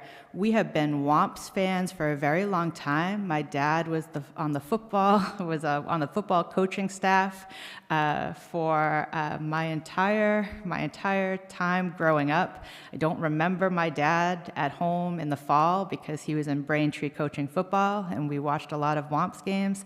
In a very small world of education, Dr. Frank Hackett gave me my first educational leadership job when I took the role as assistant principal. So I am very excited about this opportunity. I hope that I've shown you the experience and the leadership that I offer, and I wish you all the best with your decision and in the future with Braintree Public Schools. Thank you very much. Thank you for the added data, and we'll take a look at that. Yeah, thank you. We are meeting, our next meeting is on January 16th at Colbert, and that meeting is when we will actually vote for the, who to appoint for the next superintendent. So thank you for your time. Wonderful. And that concludes your interview. So again, thank you so much. We'll be in touch on Thursday. Thank you very much. I look forward to hearing from you. Good luck. Thank you. All right, with that, that concludes our meeting. So if I could have a motion to adjourn. So moved. I have a motion by Dr. Horak. Second? Second by Ms. Tuffy. Mr. Fogarty. Aye. Mr. Rollo. Aye. Mayor Joyce. Aye. Dr. Horak. Aye. Ms. Tuffy. Aye. Mr. Lynch. Aye. And the chair votes aye. We are adjourned.